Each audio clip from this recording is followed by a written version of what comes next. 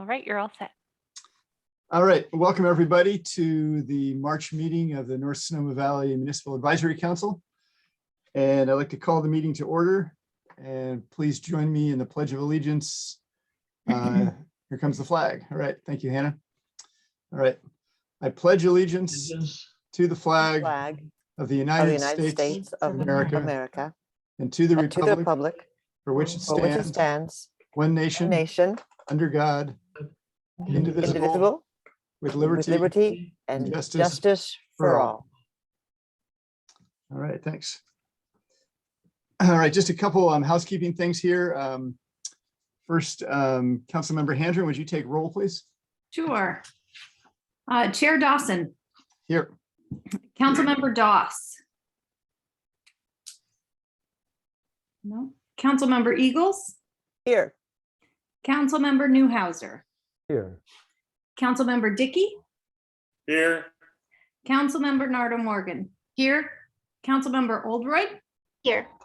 Councilmember Cooper. Here. Thank you. All right, thanks. So we're gonna turn off question and answer in chat for this meeting. When public comment is open, please use the raise hand function on Zoom and you'll be promoted to speak. If at any time it appears that our meeting has been hacked, we'll immediately terminate the meeting and reschedule for a future date. And just something that came up today that I just wanted to make sure people understood is that as a member of the public, you can comment several times during the meeting. There's an opportunity during the initial public comments where you can comment on anything you want. And then during the meeting itself, you can comment on whatever the agenda item is. So you're not limited to one comment per meeting. All right, well, we have a really special beginning today. I've invited a friend of mine to be here, and is she? Chair Dawson, can I make a comment before we start? Just a clarification, the first comment is only on things not on the agenda, right? Just to be very clear on that. Right. Okay, so it's on the agenda, wait to comment. Thank you. I just wanted to be clear on that. Thank you. Yeah, I'll remind people again. Hannah, can you promote Judy Taligan? Yes, I'm in the process of doing so. Thank you. Great.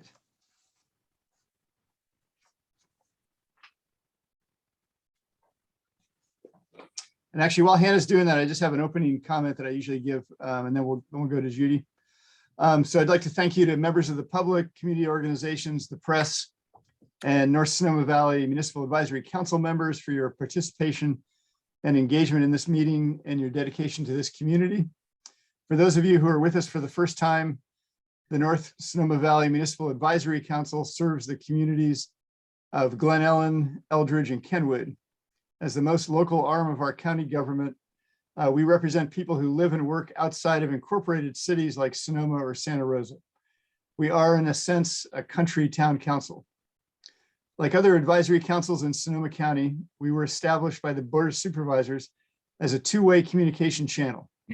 The MAC serves as our community voice at county government, as a means for us to learn about and access county resources, and as a place to identify challenges and opportunities and to innovate solutions in partnership with our supervisor. Our bylaws limit us to issues concerning transportation, health and human safety, community projects, and emergency preparedness. Others can be added at the request of our supervisors. And there will be no limitations on subject matter during the public comment section, which will be coming up in just a few minutes.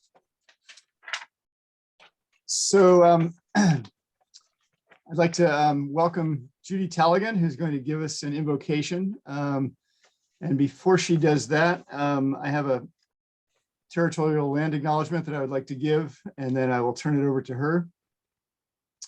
So as the chairman of the North Sonoma Valley Municipal Advisory Council, I'd like to acknowledge that the citizens and communities served by the council occupy the unceded ancestral lands of the Coast Miwok, who are closely related to neighboring indigenous peoples, the Pomo, the Wapo, and others. As chair, I'd like to ask forgiveness for past transgressions that they or their ancestors have experienced, and humbly invite them to join us in person or in spirit as we give gratitude for their ongoing stewardship of this place since time immemorial. Recognizing how much we benefit from their continuing presence as culture keepers and teachers, we commit ourselves to building positive and lasting relationships with our local Indigenous community and with all the diverse peoples of this region. So it's in that spirit, it's now my great pleasure to introduce my friend and longtime Glen Ellen resident, Judy Tallaghan. I first met her at a ceremony marking the 1-year anniversary of the fire in 2018. And unfortunately, due to the fires and other circumstances, she's been unable to remain in Sonoma Valley and now lives in the West County, but still feels very connected to this place. She is an Indigenous Californian, a citizen of the Chumash Nation from the Santa Ynez Valley near Santa Barbara. Judy has generously agreed to gift us with a brief invocation to set the tone for tonight's meeting. And Judy, welcome and thank you for being here. And you might need to unmute. Thank you, Arthur Dawson, and the community that we love so very much, and that I'm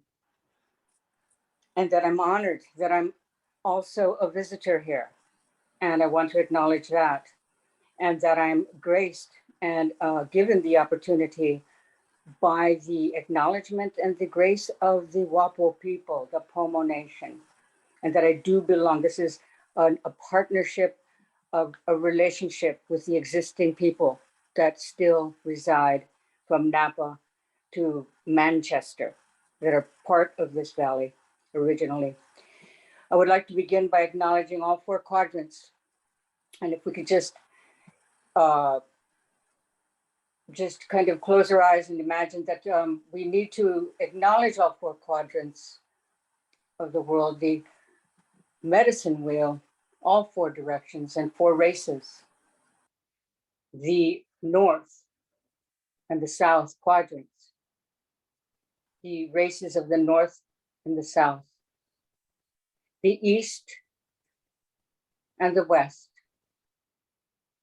My people are the keepers of the west, and the Mohawk, the 6 Nations, the Lenape, are the keepers of the east. Those are very, very important today. I do not do this in a vacuum. So we ask all spirits with great intent to guide us today and guide our words, that we are tempered and loving and kind to one another, and mostly to ourselves in this time of chaos, of great sorrow and loss as well. We've come through a hard time, and we acknowledge these 4 quadrants and our brothers and sisters in all 4 races, the Black, the red man, the white, and the yellow. These are lessons and instructions given to us, to my people, and fortified and enriched in our lodge on a regular basis. So we love you and thank you, all of you, that these great spirits will guide us. And then there are 2 more directions that we will acknowledge today, and that is the sky gods, the sky people, the star people. And we thank them with great, deep gratitude, and cast our thanks to the open universe from where we come, and to the earth underneath our feet right now, grounding ourselves into Turtle Island. We're all children of Turtle Island now. Then big change is coming. And I'm available to speak to these because I am advised by the women in the Arctic, the women in the East, and the women in the South. This is the time of the 7 fires. This is the time of the women to raise their consciousness so that we can create more balance on Earth and in the universe, acknowledging all 4 directions, thanking and being grateful to all 4 directions. Mitakiyasu, all my relations. Thank you all.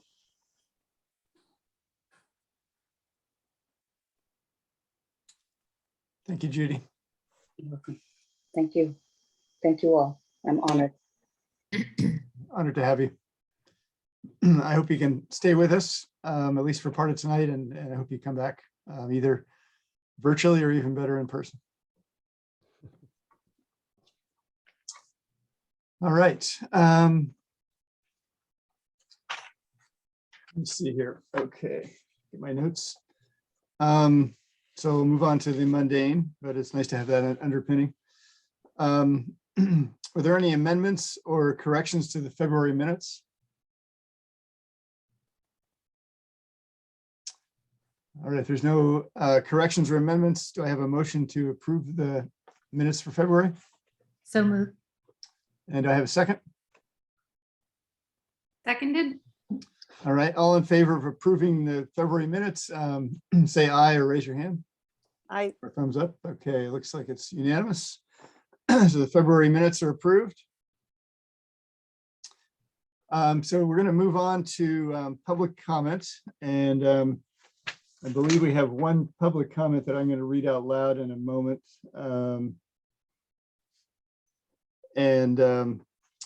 But if you wish to speak, then if you're a member of the public, please raise your hand through Zoom, and we will give you 2 minutes to speak on any matter that is not actually on the agenda. And then we'll wait for all public comment to finish before having comments or responses from board members. And board members don't feel obligated to respond. So let me start with, well, let's see, maybe, yeah, I believe this is the one I was going to, I think people have received this, but this is from Deb Poole, talking about property on Horn Avenue, which is kind of, it's an obscure little street that's kind of off of Carquinez. So kind of above town a little bit. It's 4 acres. And she writes that it's come to her attention that it is sold. And although it may be more than maybe just a rumor, she's heard that all 5 homes on the property are going to be turned into short-term rentals, which means that the 5 occupants of those homes would be evicted. She says if the state of California and the county of Sonoma are looking to increase housing, it is puzzling to allow more housing stock to be turned into short-term rentals. It does not make sense to evict housed people and then those very people will be looking for housing. Allowing short-term rentals to take up vital housing stock in residential areas that are surrounded by exclusion zones is problematic. And she says, thank you for letting her speak. So thanks, Deb. I appreciate that comment. That's, yeah, I think we all share those sentiments and that understand somewhat of that problem, but we'll see what we can address as the MAC. All right, any public comments from those in attendance? And Chair Dawson, we have a few hands raised, so I'm going to go ahead and share my screen with the timer slide. Just give me one moment.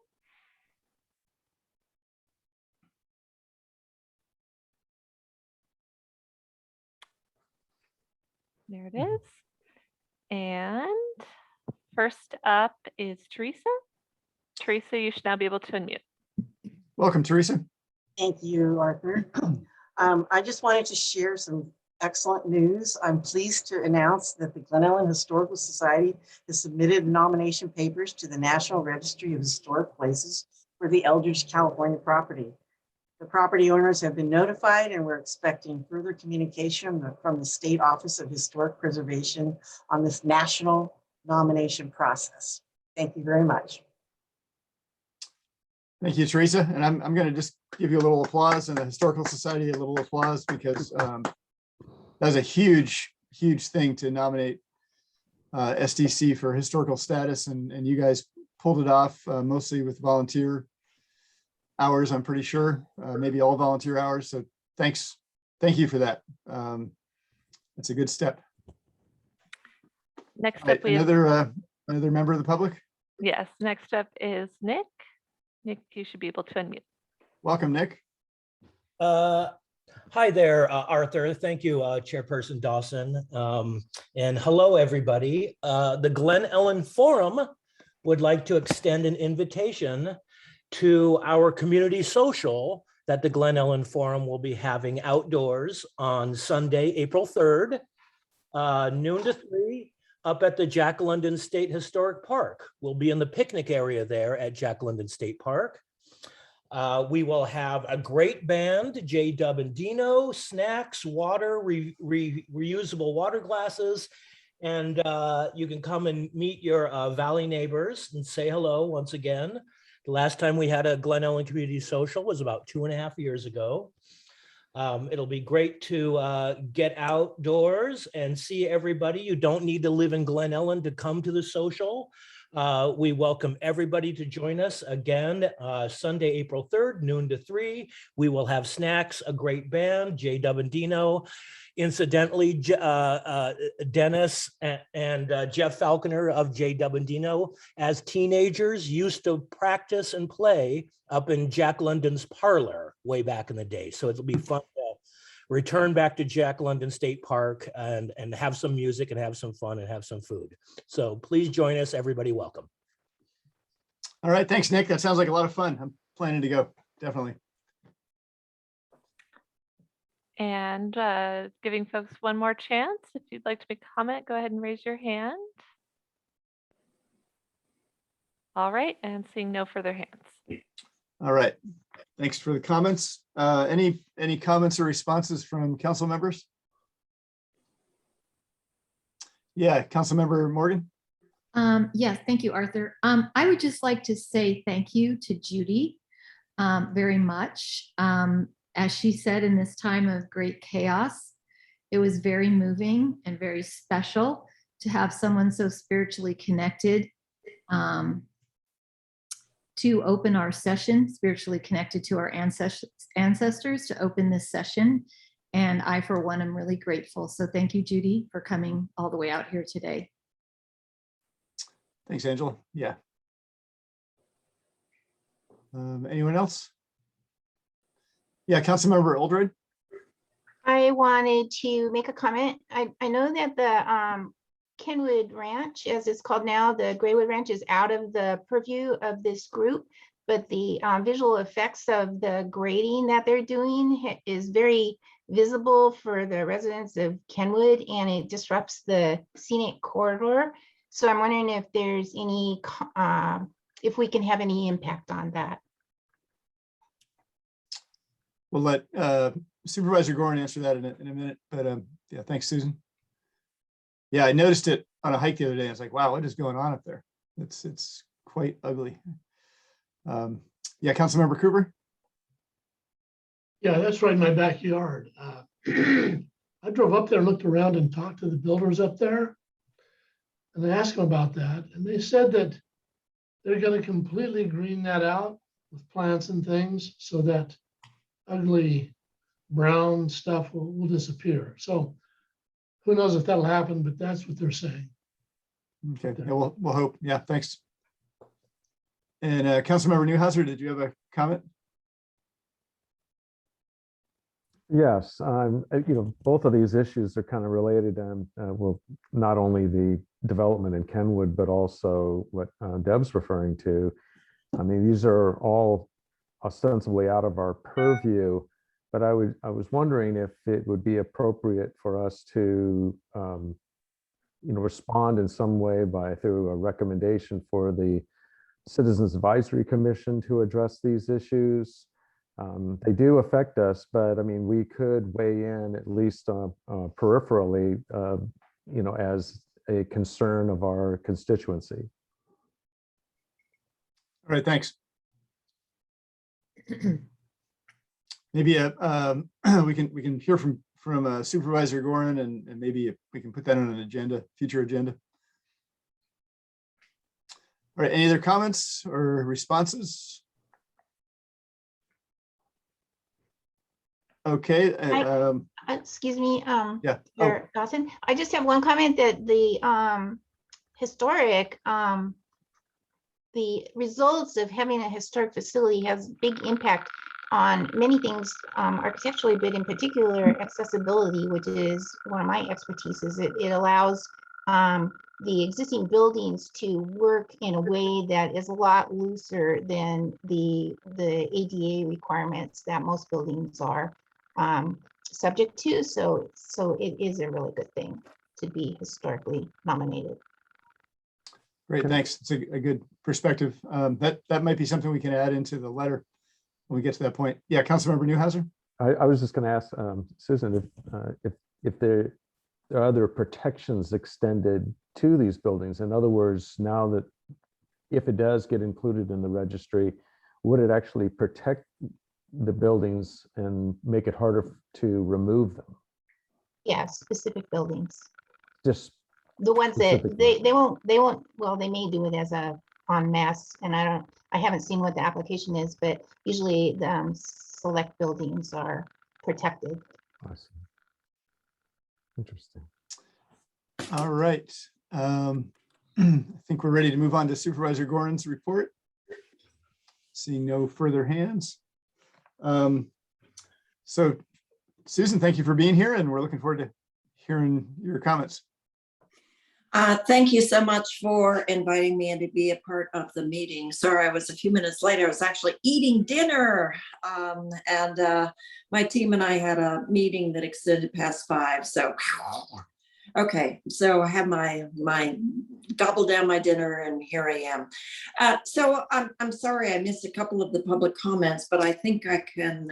Well, let me first give you a board briefing about what we've been up to. If I can remember, we've had a couple of weeks off, yay, so I'm so rested. Well, maybe not, but I did take a few days off up in the snow country. There's still lovely snow up there, and it's disappointing to know that I no longer know how to ski. How can that happen? Well, I'm determined to use that recently purchased ski equipment, so we'll see. I am going to the Yosemite conference tomorrow. This is always an incredible highlight of my professional life because we have speakers from all over California talking about climate change and transportation and housing and public policy that are on the edge, and talking with state legislators. So I'll come back with some good information, as well as enjoying maybe a few snow flurries and rain at Yosemite. I remember one year we got snowed in, 3 feet of snow with no power, had to be convoyed out. So you never know what to expect in March. So the topic at hand, we had another marathon board meeting on Tuesday, mostly devoted to cannabis. And it was about a discussion about the challenges that the industry is having. The price of cannabis has plummeted. Many of the cultivators, if they are cultivating, have not been able to sell their product or sell it so low that they're not be able to make a profit, pay themselves, or often even dispose of the product. It's not really a supply and demand issue for Sonoma County. It's all over the Western United States, and Oregon is just producing enormous quantities of cannabis, the Central Valley, Santa Barbara. So it's this is a national supply and demand issue, but the board did decide to decrease our taxation 45%. I know it sounds like a lot, but it's not really. The state actually levies about 3/4 of the tax load that the industry exists under. We're about 1/4, and we add to it, but also the regulatory challenges that we've had in moving forward with permitting and cultivation has been extremely challenging for the folks. Yes, and I will say, for those of you who are not necessarily a fan of cannabis cultivation, I've heard of more and more giving up the business and cleaning up the site, or code enforcement requiring them to clean up the site. The latest I've heard was in Bennett Valley on Grange Road. So they're moving forward on cleaning up that site. I've heard of the couple cultivation at the head or at the top of Los Alamos Road. They have ceased cultivation, at least temporarily. Other folks are losing their land because of financial considerations. And we are moving forward on asking multi-tenant operations to cease operation and come back and be re-permitted for a single operator. What was intended to be as a way for small cultivators to exist and move forward in the market just ended up being large cultivators slyly offering applications on behalf of various parts of their entities. So we're on to them, and it's challenging as we move forward. We also had a discussion on the scoping for the EIR. That's expensive, time consuming. And if you want all of the information about what would be evaluated in the EIR that will permit cannabis permitting in the future, you can go on to the board agenda, the last item of yesterday's meeting. And I think there was something else, but it escapes. There was something in the morning. Oh yes, the sheriff's helicopter. It's very expensive to operate. We purchased a new helicopter a few years ago, and we apparently are the responder and the mutual aid provider for a number of counties around us, especially Marin County. A lot of our calls for service originate from Marin County. And so we've agreed to fund the sheriff's helicopter for a year, knowing how important search and rescue, long line rescue is, especially for those folks along the coast, and recognizing an important value for the helicopter, picking up folks in Annandale or Trione Annandale Park, or other injury accidents happening along the roads. So that's what we've decided to do. But in the meantime, we are continuing to explore synergy and potentially financial relationship with Sonoma Valley Fire, not Sonoma Fire District, and the Sheriff's Department. Obviously, the sheriff would like to have command control of the helicopter, so essential for law enforcement response. And we're trying to figure out how we can actually afford to keep it flying. It's very expensive. So that's the report from Tuesday's meeting. As you know, there was a drought town hall last week. David Rabbit hosted, had a lot of good speakers. I'm quite sure it's online and you can view it. And over 600 viewers were there. I'm contemplating having a smaller version, maybe in another month or two. I'm so grateful we're getting a little rain this week, and I emphasize little. And as I see Damon on my screen, I am so concerned about our vulnerability for fire. We all are in Sonoma Valley. So continue to work on creating defensible space around your homes, do the vegetation management, start thinking about how you're going to cut down your grasses and limb up. It is not too late to do that. And we want to protect as many homes as possible and hope against hope that we will not have another fire in Sonoma Valley. So let me see, that's my report from the board. And I wanted to answer a couple of things. I wanted to thank Deb Poole for alerting all of us about the purchase of a number of homes along Carquinez. Actually, I believe it's Horn Avenue, where the small units are located. And we're going back and I'm trying to remember how we developed the vacation rental exclusion zones, especially in Glen Ellen. And we really focused on those houses that were in the R1 zoning and some of the rural residential homes that sort of bordered around that core. Some of the homes, and I think this is the case for the homes that Deb reported on, are sort of been grandfathered into a limited commercial zoning, are not included in the vacation rental exclusion zone for that reason. And I would encourage you to, and it's a little late to have a conversation about what your official response might be as a MAC, but individually, I encourage all of you to outreach to the Planning Commission, which will be going through the vacation rental ordinance modifications. And I think there are some good modifications in there, and I'll probably try to sneak in some language regarding the Picasso fractional ownership model. And so we are continuing to struggle. with the impacts of vacation rentals on our communities, especially the threat to our housing supplies in the core areas of Kenwood and Glen Ellen for sure. And I think it goes without saying, no, there will be a vacation rental exclusion zone over the Sonoma Developmental Center. Doesn't mean that we can prevent second home ownership, which worries me, but I think we can do what we can do to protect and keep those homes for workforce housing and for the folks living here. I also have been concerned about what I see from my lot. The view is just appalling about the grading at the Kenwood Resort. I can see all of the grading, and especially that long curvilinear driveway going up the hill. It's shocking to me that, first of all, anybody wants to build up there, because I think it's totally indefensible. And secondly, the amount of scarring that's occurred on the hillside. I've had long conversations with Permit Sonoma. The grading permits have been approved long ago. This is part of the Kenwood Resort. There's not much that we can do after the fact. That was my first lesson as a planning commissioner for the city of Santa Rosa.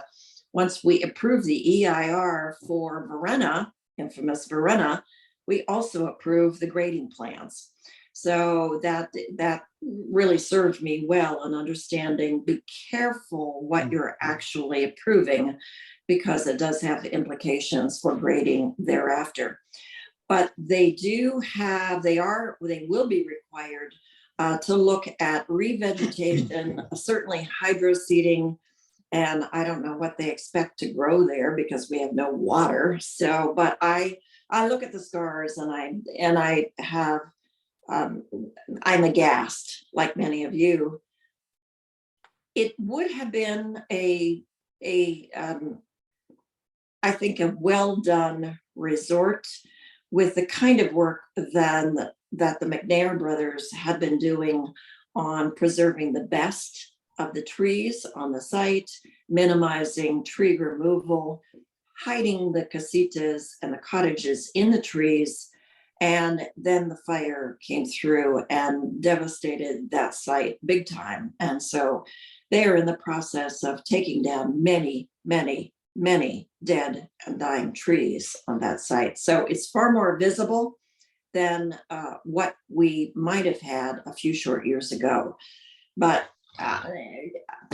landscapes do recover, as I see at Hood Mountain across the valley. And I think this landscape will too, but it may be good for you to invite once again a representative from Permit Sonoma to your next MAC meeting to talk about the Kenwood Resort. How is that moving forward?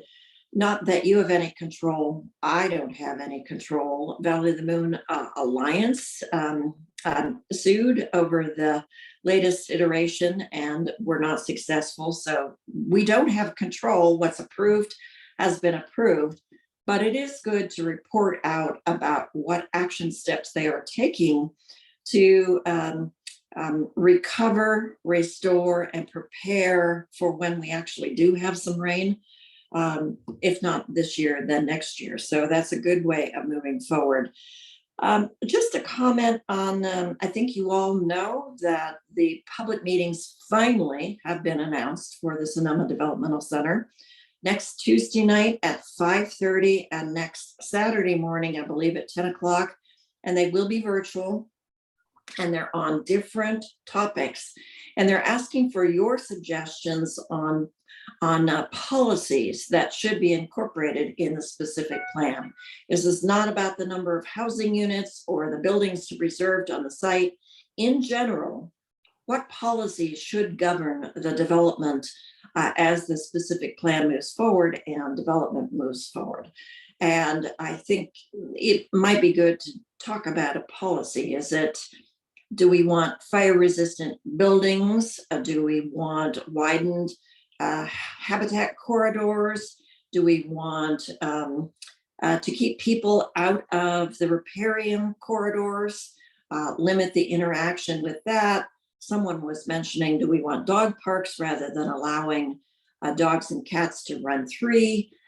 anything that you can think that might produce a much better project would be welcome and should be included. Also focusing on resiliency, I would like to offer, we'd like to see utilities undergrounded. There's no doubt in my mind that they will be, but those kind of things, overarching principles of sustainability that you think would be helpful to be incorporated, start thinking about what they might be, offer them either in the really challenging Zoom conversations where they're going to do dashboards and put little post-it notes on that few people can figure out how to do, or send in, you can enter things into the chat during the meeting or send in written comments, whatever is helpful for you.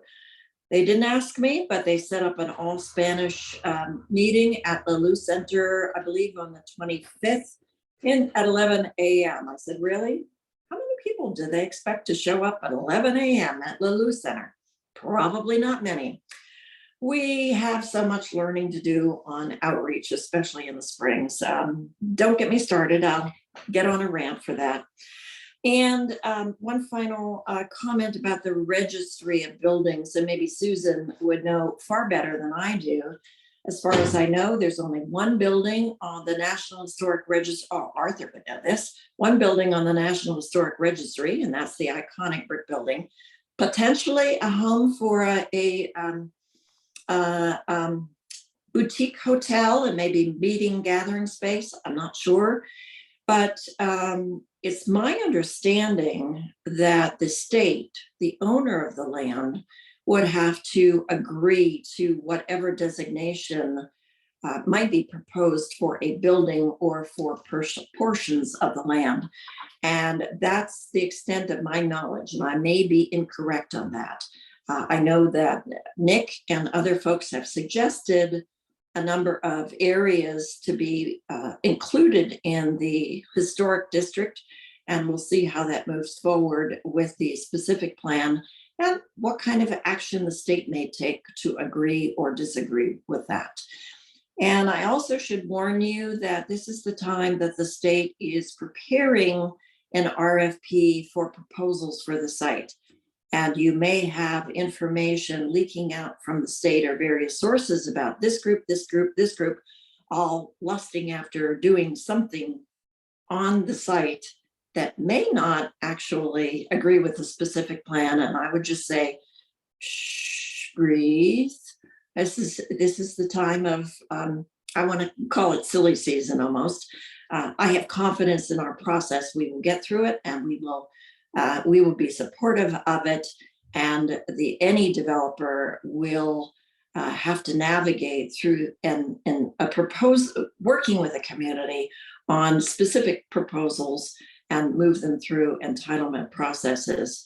So even though you might hear about this group or this hotel group having designs, I would tend to discount that. There are a lot of conversations flying. So that's the end of my report, and I'm available to answer questions. Thank you, Susan. Any comments or questions for Supervisor Goran? Yeah, Councilmember Eagles. Thank you, Supervisor Goran. I have a question about the policy meetings. I just went on to, I found them on stcspecificplan.com. If anyone's looking, there's a blue box on the right-hand side you can click on. There's not much detail there. Can you help us with this? When I see policy, I'm like, well, you just gave us some examples, but that's a very broad term. And how does this fit in with current process around, the EIR? Where does this fit? I'm not quite sure I immediately see it. That's exactly my point. And you think a supervisor has the ear for everybody in the county? That I've been working on this issue for now 9 or 10 years, and I deliver sage advice. All of my advice have been rejected. I said exactly that. When you put out press release, could you please talk about the differences in the scoping of the EIR, the process that we've just been through, maybe even continuing, versus policy statements, and give us examples of what policy statements might look like. Was any of that in the press release? I may have missed it. At this point, I tend to get a little cynical. So I will try. I can't clarify for you any better than I have, because I'm still trying to clarify my thoughts. Maybe some of you have better thoughts on what this actually means. A couple of you are experts on EIRs, and maybe give us some examples of a couple of policy statements that might be appropriate for a suggestion. Thanks, Susan. Anyone Thank you you. have any Yeah. ideas?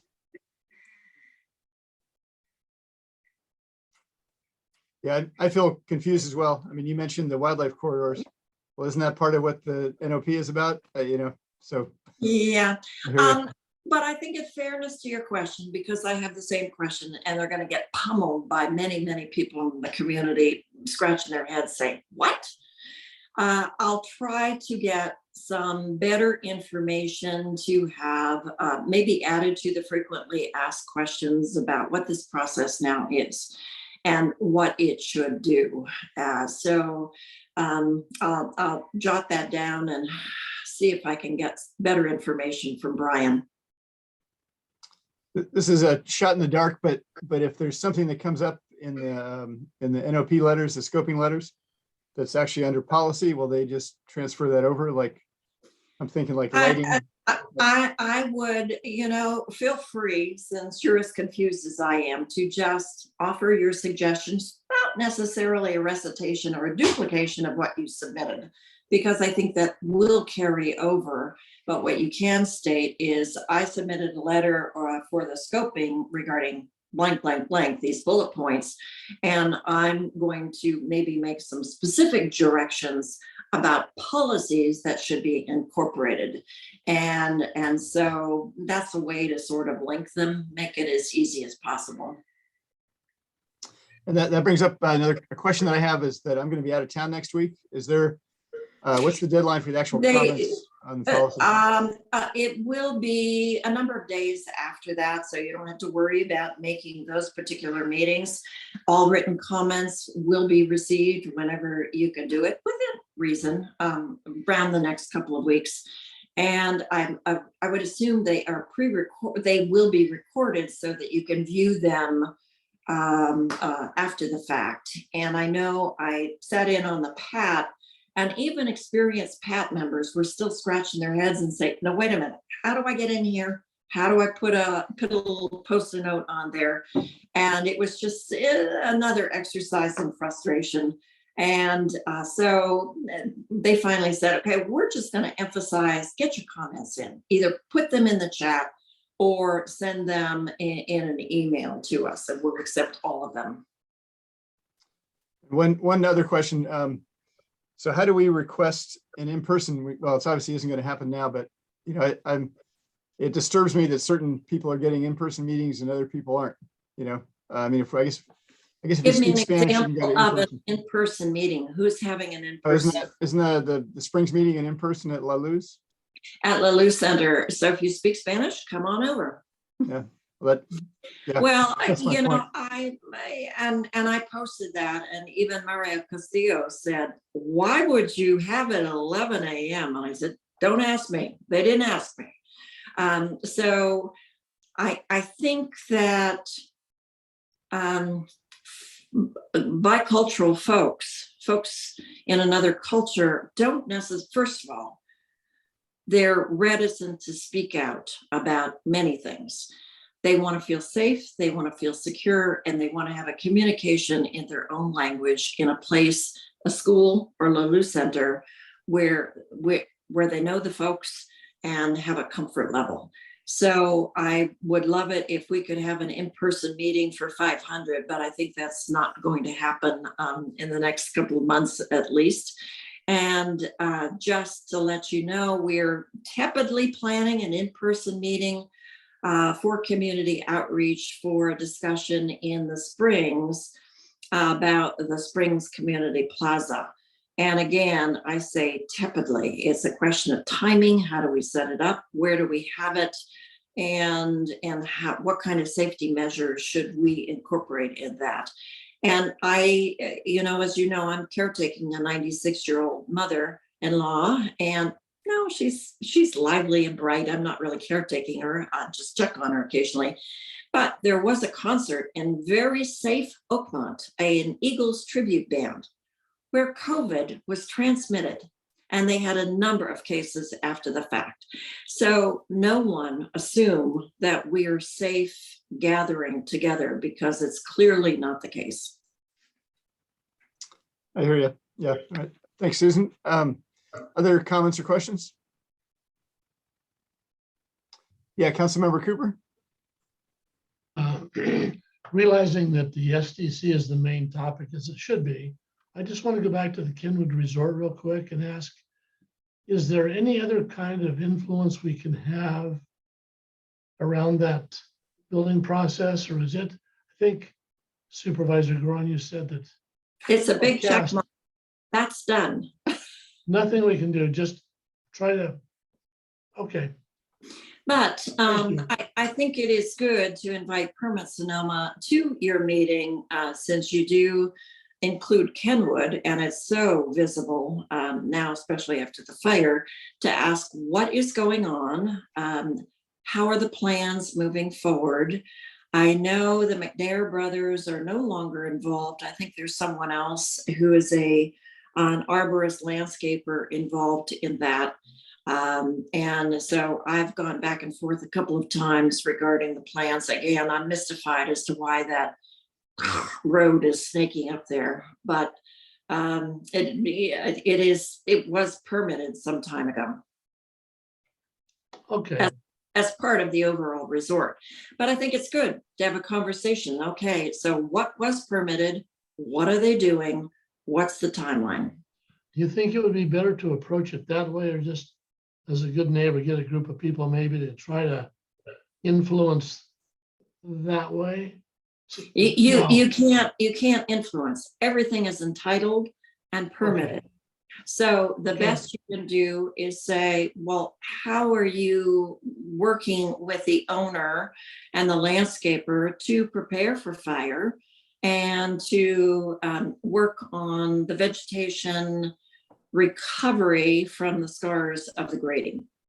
Okay, thank you. Thank you, Supervisor. Any other questions or comments?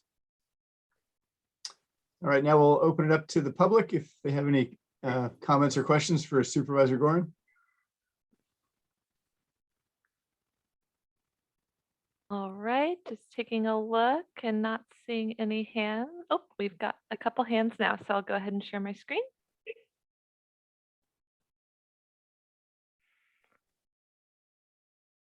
First up is Tracy. Welcome, Tracy. You can go ahead and unmute. Hi, everybody. Thank you for having another meeting. I would just, I've been listening to, the conversation about what's happening in Kenwood and the fact that there's nothing that can be done to, mitigate what development is happening right now. And my observation would be that that doesn't bode well for future development in the North Valley, in that we can permit something now and conditions can change, and what was permitted at the time is no longer appropriate. So basically what I'm saying here is that, as y'all know, I'm pretty focused on SDC. We need a trust up there or down there, because that's the only way that we're going to be able to ensure that that development can actually do what it needs to do going forward, whether that is handling mitigation for fire or providing housing or becoming a park. Whatever it needs to do, we need to have a trust in place that the local community and the Sonoma Valley in general has some control over what happens there as time goes on. And that's all. Thank you, Tracy. Excellent points. And next up is Charles. Charles, you should be able to unmute. Welcome, Charles. Hey, how are you doing? My name's Charles McCulloch. For those of you who don't know who I am the lead author on the National Register nomination for the Sonoma Developmental Center. And I'm concerned about misinformation about what this process means and how it works. I've heard a couple of things come up that aren't quite accurate. And I do not have enough time in 2 minutes to address those things. So what I want to tell to this forum is I would like is to offer to you that I would be happy at some point to offer my time to communicate with you and answer any questions and address any concerns and talk to you about what this really means. I also wanted you to know that have had multiple communications with the Office of Historic Preservation about how this is going to work, and that it's going to happen. The district is coming. There's nothing that can really stop the nomination unless the people who have been working on this decide to give up on it, which we're not going to do. So I don't think I have anything else to say on that other than, again, to offer my time to address any concerns or questions that you might have about the process and what it really means for the site. Thank you. Thank you, Charlie. Good to hear from you. And one last call. Seeing no further hands. Okay.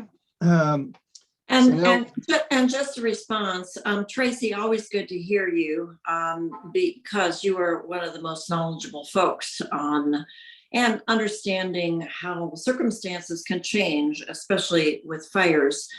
That might be a very good example of a kind of policy that you would like to see incorporated in the specific plan. Really, again, talking about fire resilience, what kind of building materials, what kind of defensible space, but a policy that would help guide community discussions regarding recovery, whether it's recovery from a fire. Did you know that a major earthquake is running up and down Sonoma Valley? That is what earthquake fault runs up and down Sonoma Valley. I have to tell you, emergency management is more nervous about that fault line and the devastation that it can cause in Sonoma Valley than potentially fire. So think expansively. What would you like to see? Well, you have faith that a trust will be created and have good reasons why I have less faith that a trust will be created. But let's put into place policies that will help the community participate in recovery, whether it's an earthquake or fire or any other emergency. How will the community be involved in those discussions? And I think that's an excellent suggestion. And Charles, thank you so much. I put air quotes around what I said because I am not an expert on historical preservation.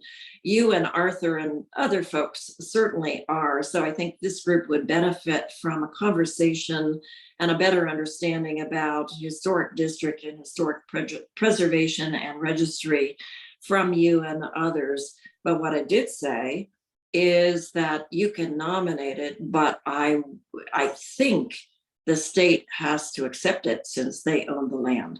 And so, but I think that's a good topic of conversation for the future. Thank you, Susan.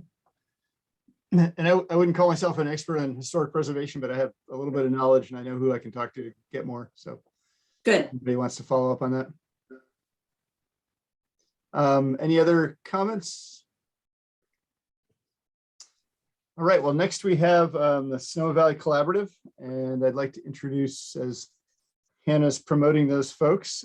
We've been looking forward to this for several months now. So I'd like to introduce Caitlin Cornwall of the Sonoma Ecology Center, Colin Thoma of Disability Services and Legal Center, Ann Colachidas of Golden State Manufactured Home Owners League, John Henley of Sonoma Valley Hospital, and Blanca Escobedo of Greenbelt Alliance. At least according to my notes, they're all here. So we'll hear from all those folks, or at least I imagine several of them.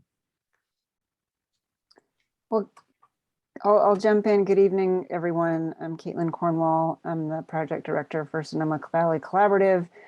And just in the wait for this item, we have a little bit of change in casting. Celia de la Cruz de la Rosa is stepping in to speak for the hospital instead of John Donnelly. He had to leave.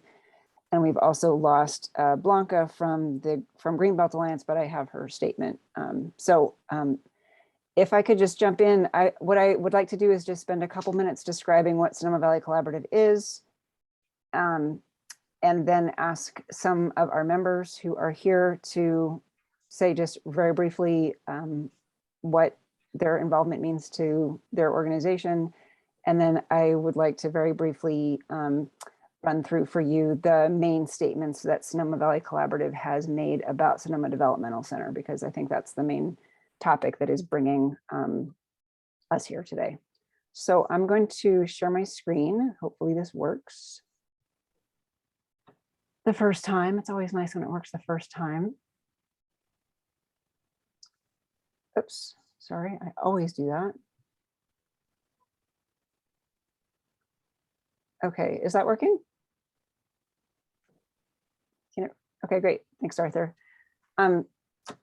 Sonoma Valley Collaborative is a forum of community leaders from across a wide range of sectors in Sonoma Valley. And what we do together is find solutions and take action to address our community's biggest challenges. And the point of the collaborative is that there are some issues facing the Sonoma Valley community that are too big, too broad, too cross-cutting for any one organization or sector to tackle on their own, and that we need a group of groups to tackle them.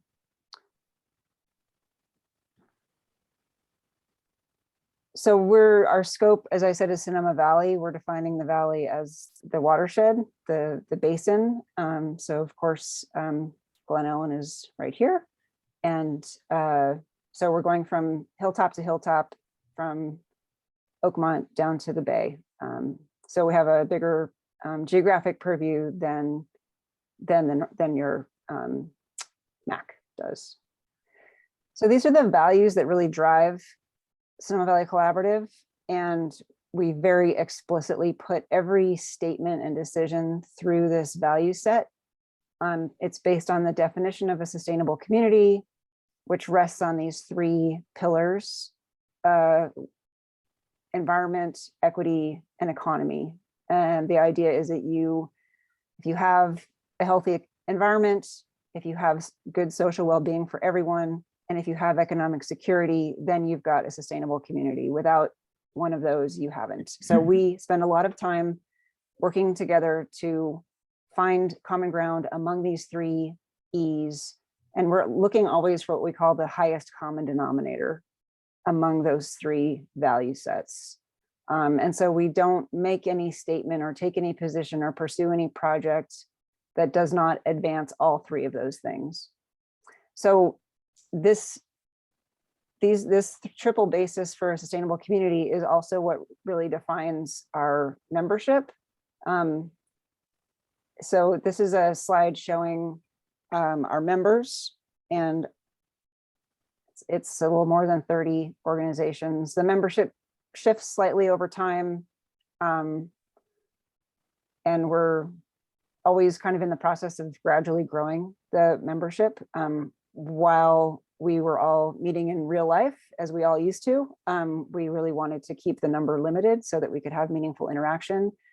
Since the time of COVID, we have decided to be more open about membership in the collaborative. So if anybody is involved with an organization that represents a distinct interest group or sector in Sonoma Valley, we'd definitely be open to talking about taking on new members. So this graphic really shows what the point of the collaborative is. There are really not that many things that all of these entities can agree on, but the things that they can agree on are pretty important things, and they're usually pretty hard things, and they will take a lot of people at the table to work toward. And those are the issues that the collaborative works on. So we make decisions using what's called practical consensus, and what it means is that on any particular statement or decision, if everybody can either support it or can live with it, then we go ahead. But if any member really cannot live with that decision, then it does not go ahead. So all the statements that we make, all the positions that we take have been through this filter and are kind of the few statements that all of those 30 or so perspectives can either agree on or can live with.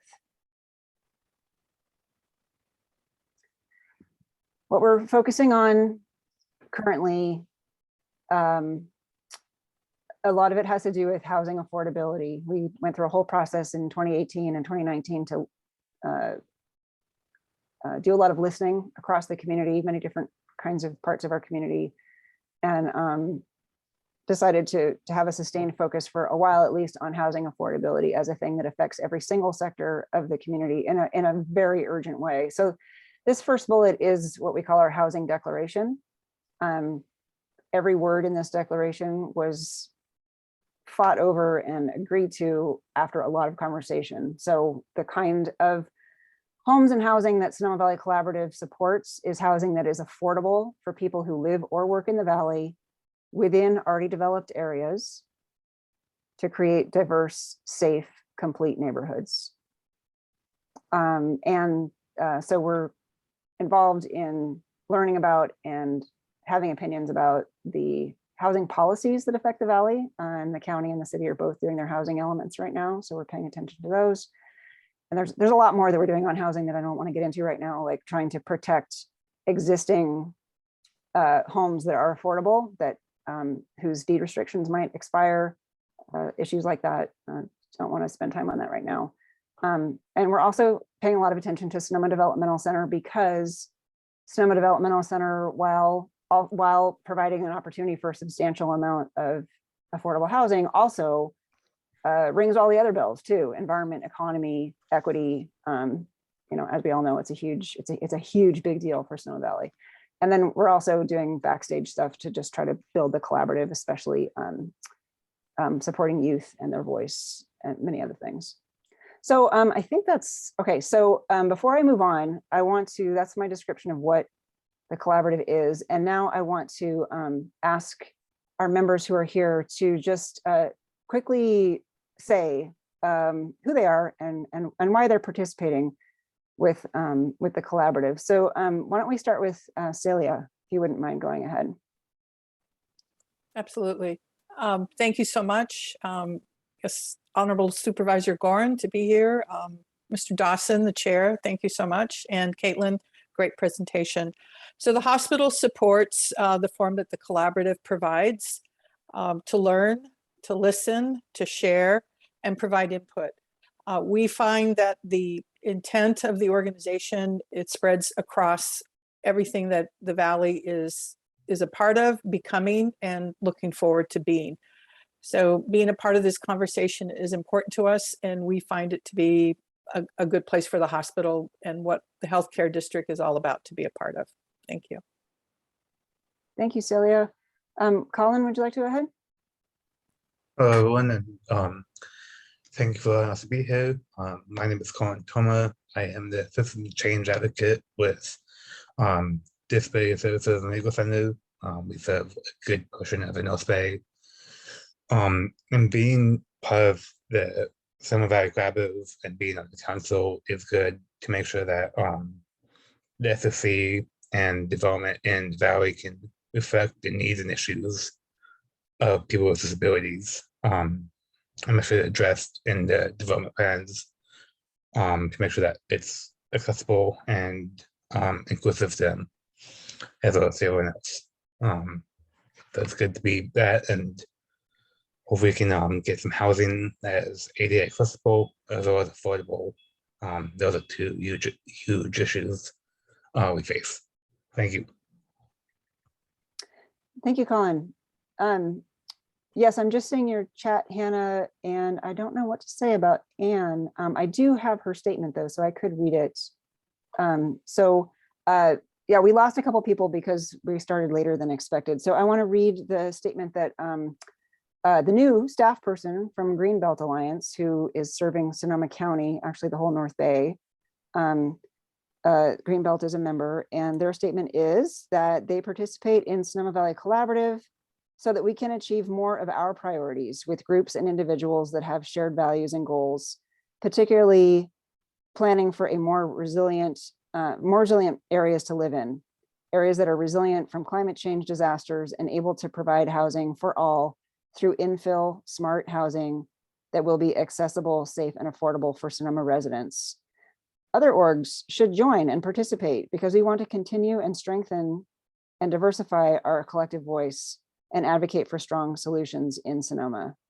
And I did not ask her to write it that way. She just wrote it that way.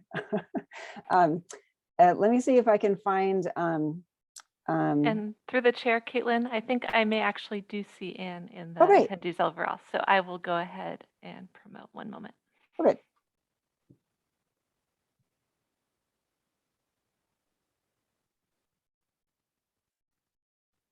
There she is.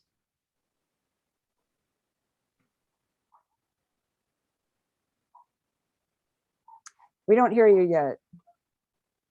Now you can. Yes. Okay. Hi, everybody. Thanks for having me on. My name is Ann Colachitas. I represent mobile homeowners in Sonoma Valley and also now in the county. Representing my sector on the collaborative council has been really an invaluable experience. As an advocate for mobile homes, we were able to elevate our profile as an important source of unsubsidized affordable housing that's existing in Sonoma Valley and beyond. And now, thanks to the Sonoma Valley Collaborative, we have expert consensus on the importance of mobile homes as a housing stock, and that was published in the report Homes for Sonoma Valley. So that was really great. Mobile homes constitute a stable housing stock for seniors, working families that give a pride of ownership while being affordable. Mobile homes also have churn within the community, where meaning that they turn over, providing continuous affordable opportunities for living in the valley. This is in stark contrast to single family residents, where there's very little turnover and the wealth is often extracted out of the community.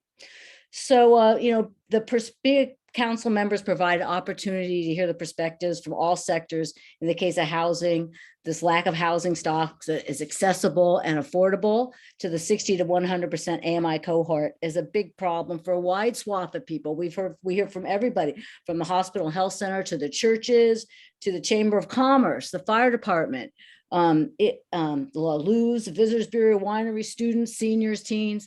The whole community is affected by lack of affordable housing, as Caitlin said. And so this is where we've come together in this collaborative for this diverse group of local voices committed to addressing the most critical issues facing Sonoma Valley. And Caitlin's really done a great job with kind of herding cats.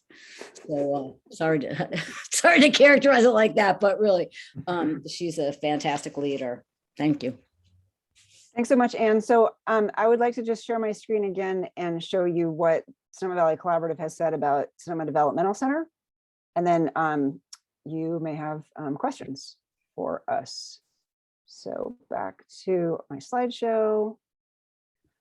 Okay, so in general, well, the way we've been approaching the developmental center process is we've been seeking points that all or most interest groups can agree on, and then we advocate for those outcomes. We've written 2 letters so far, and we're about to write a third. There was also agreement on Sonoma Valley Collaborative that we should help highlight voices that are often not heard in land use planning efforts. So we specifically sunk a fair amount of time into working with teens who we found at Teen Services, and met with them a total of 3 times now and produced a letter from them, which we took them on a field trip to the SDC and walked them around, and that was really cool. And then we've also assisted these other members to understand the process, understand the decision points, and write their own statements. Luz, Colin's organization, Sonoma Valley Housing Group, and the hospital. So those are the sort of generally how we've been proceeding. And then specifically, these are some of the things that we have said in our letters. And, you know, none of this is going to be very surprising because with a membership as broad as we have, we really are only going to have consensus on pretty centrist things. So, you know, homes that are accessible to people who can't afford market prices in Sonoma Valley, that's kind of an obvious one, rent and own. We really want to see a diversity of house prices and styles that work for a lot of different kinds of households, but focusing on ordinary size homes for households who live there full time. There's nobody on our council is interested in second homes or big homes. Very strong support of the open space protections, wildlife, water. So going on, definitely a elevation of housing over historic preservation. Not that people are opposed to historic preservation, but our members definitely have a higher priority on the housing, and particularly that if there are going to be, second point here, if there are going to be jobs on the site, that they should be at a much smaller number than the amount of housing. Like the site should make a positive contribution to the housing crisis and not just, you know, more jobs plus more housing. That's not necessarily going to fix the housing issue. There needs to be more housing than jobs by a long shot. One of the things that our membership has talked a lot about is that we want high quality neighborhoods where there are different kinds of people mixed together, different household incomes and sizes and ages and races, and that a neighborhood needs services also. So this is a list of some of the community services and amenities that we have advocated be included in. You know, many of these are in the latest version. And then another point that that the collaborative has made, and maybe this is a little bit of me wonking out on this, but the economic feasibility analysis so far in the process has been super narrow. Really, the only funding sources that have been looked at are market rate housing and a hotel. And what many people in the community, almost everybody in the community really wants there isn't those things, it's other things. And so those other things are going to require different kinds of funding over the long haul, like government funding or philanthropic funding, to make the more public good issues happen there. So that's another point that we've been making. And that's it. This is my backup slide. That's it. I will stop sharing my screen and back to you, Arthur. All right, well, thank you, Caitlin, and other members of the collaborative. And I appreciate your presentation. And you know, there's not a whole lot there that I personally would disagree with. So it's good to hear it laid out like that. But I want to, I might have a question or two, but I want to open it up to other council members first for questions or comments.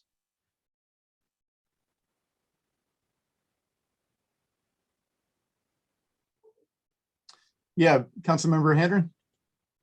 So I'm impressed with the diversity of your group and your advocacy for all the people in your in the community. And I'm wondering if you have any tips for us to increase our diversity and the people that we reach and participate in our meetings.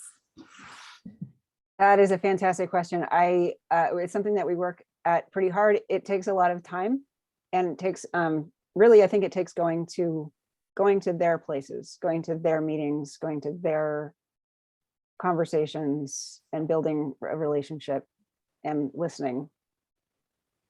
And even now, you know, we don't have young people coming to our meetings. If we want to work with young people, we go to teen services at 3:30 on a school day and try to make the conversation sound interesting enough for them to be part of it. People are busy, so you have to go and do things the way they need them done.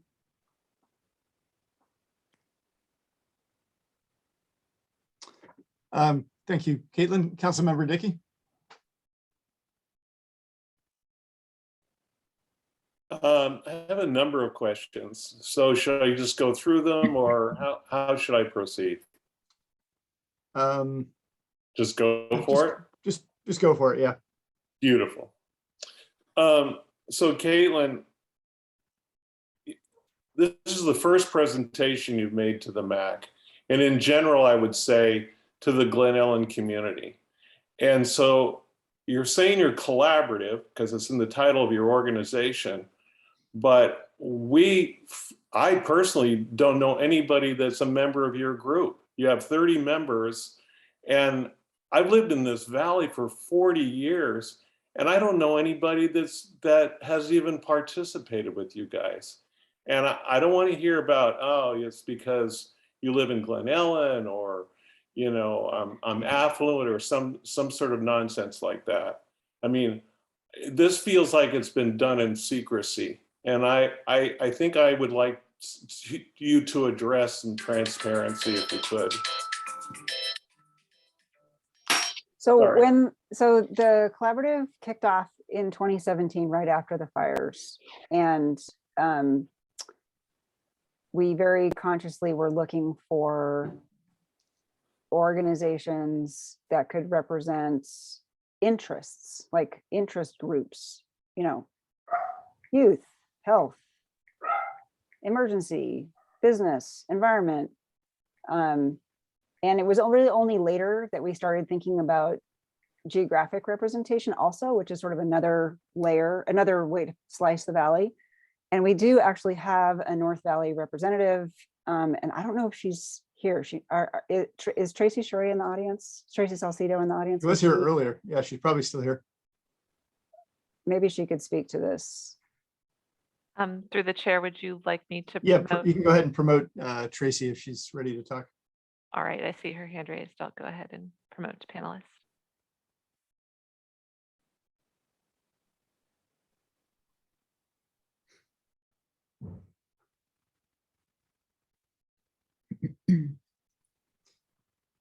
Looks like you're on, Tracy. Yeah, you just need to unmute. Oh, there you are. Hi. So I actually spoke with Caitlin earlier today, and I thought I was going to be part of the panel that she was presenting. And I apologize. There were just too many people coming on and off. I just forgot. I do apologize. I meant to. I have been the Glen Ellen regional representative for the Sonoma Valley Collaborative for going on 2 years now. And I just recently have kind of come to an understanding of how this thing works. And I apologize to Glen Ellen that you don't know more about the fact that I've actually been talking with the collaborative and with the council about Glen Ellen's interests. And I've been doing that following on what we did as a community with the meetings that we've had for SDC. And that, just to be brief, that's the main reason why I asked Caitlin to join, was because, you know, we're talking about SDC. And SDC has a lot of housing, and Sonoma Valley Collaborative is talking about housing. And I felt like it was important for Glen Ellen to have a voice on that. I may not be the best voice. And that is something that I hope that this group will, if they can't tackle it now, they can tackle later. Just talk about, you know, how best Glen Ellen and Kenwood and Oakmont, all of these voices are heard on the Sonoma Valley Collaborative. Thanks, Tracy. I have a quick question that might sort of clear this whole thing up a little bit, or not clear it up, but you know, going forward, would the MAC be a potential member of the collaborative? Sure. Could we join? Yes. Okay, we'll talk about that, but that seems like an ideal way for us to be connected in. Questions? Yeah. So back to Councilmember Dickey. So, Caitlin, again, there are 30 members of this group. There was no support offered by Sonoma Collaborative towards the Glen Ellen or MAC letter that went to the supervisors. Is that because the 30 members of your organization didn't agree? You were saying earlier that you didn't do anything unless they all agreed to it. So are we to assume that was the reason? Well, there was a lot in your letter, and there were parts of it that didn't seem exactly consistent, but the bigger issue is just that the collaborative meets once a month, and we just didn't have, we literally get an hour and a half a month with all those people. And we spent that time finding consensus sort of from the inside out, from, you know, our membership, instead of having them, I mean, many of our members did read your letter, and it helped inform what they brought to the collaborative table. But with the extremely limited time that we had, we just felt it was more important to have the crosstalk among our members, who are different, you know, because they're whole Valley members, than to just have our group respond to what your group had come up with. I mean, you know how much time it took you guys to come up with your letter. We just had to prioritize the time that we had. I think there's, you know, there's a lot of overlap. I'm sorry? It took us less than 3 weeks to Right, come I up guess, with a letter. yeah. I meant in terms of hours. Yeah. There's a fair amount of overlap. I mean, all of our, I could put in the chat, all of our statements are on this one page of our website. And so you can see what we have said. It's not wildly different. Well, I would say the density proposals are different, and which is We don't chief have amongst the concerns. We don't you actually know? have a density proposal. So there's not consensus on Sonoma Valley Collaborative for either a number of houses or a density. That what there So in is, these in the private meetings that you have with Permit Sonoma, you don't discuss housing density? the private meetings that Sonoma Valley Collaborative has had with Permit Sonoma have been about helping get youth voice represented, potentially partnering on meeting to get Spanish speaking voices represented, which they then decided to just do on their own. We haven't had like secret access to Permit Sonoma. And we haven't had, like I say, we have not had consensus on. So I showed you all the statements that we have made. There's nothing in there about numbers. There's nothing in there about density. There's not even a number about the percent affordable, just that we wanted it higher than the original versions. And I would agree that there's very little distinction between what we want and what Sonoma, your collaborative group is proposing. And so I'm wondering why you've chosen to differentiate yourself from, like, the Glen Ellen community. I mean, one person as a community participant seems like a meager voice considering the impacts. But I do have another couple of questions, and then I'll let somebody else go. So you mentioned mobile home construction. Is that part of the proposal that you would encourage at SDC, would be mobile home construction?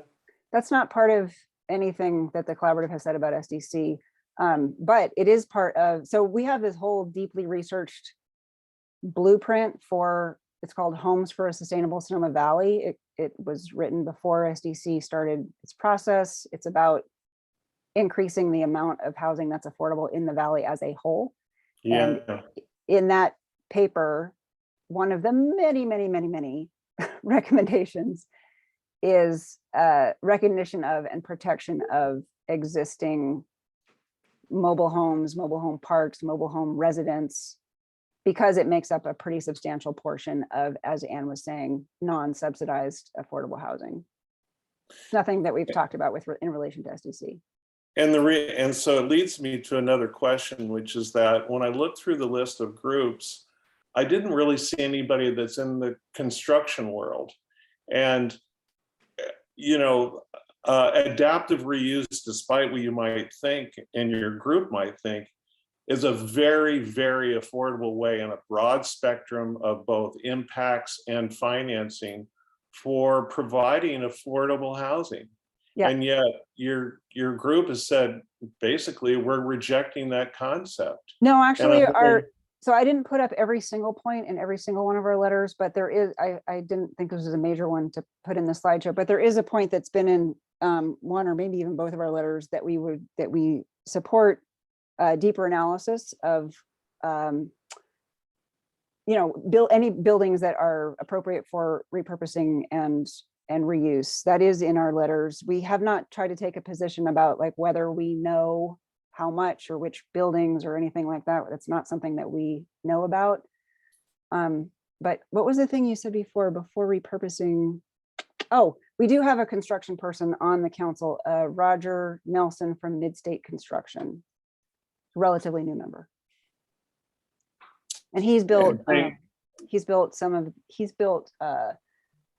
commercial projects, market projects, and also 100% subsidized affordable housing projects. Yeah, I think they were responsible for the housing near the charter school on Highway 12. I think that's right. I think that's right. And I think they're also the ones that are going to do the affordable housing project proposed on El Verano Avenue, adjacent to the hotel. Okay, I didn't know that. Okay, so thank you for your time, and I will step back. All right. Thanks, Matt. Councilmember Newhouser. Thank you. Yeah, I think I did see Midstate Construction logo on your sheet. I think it was the last one.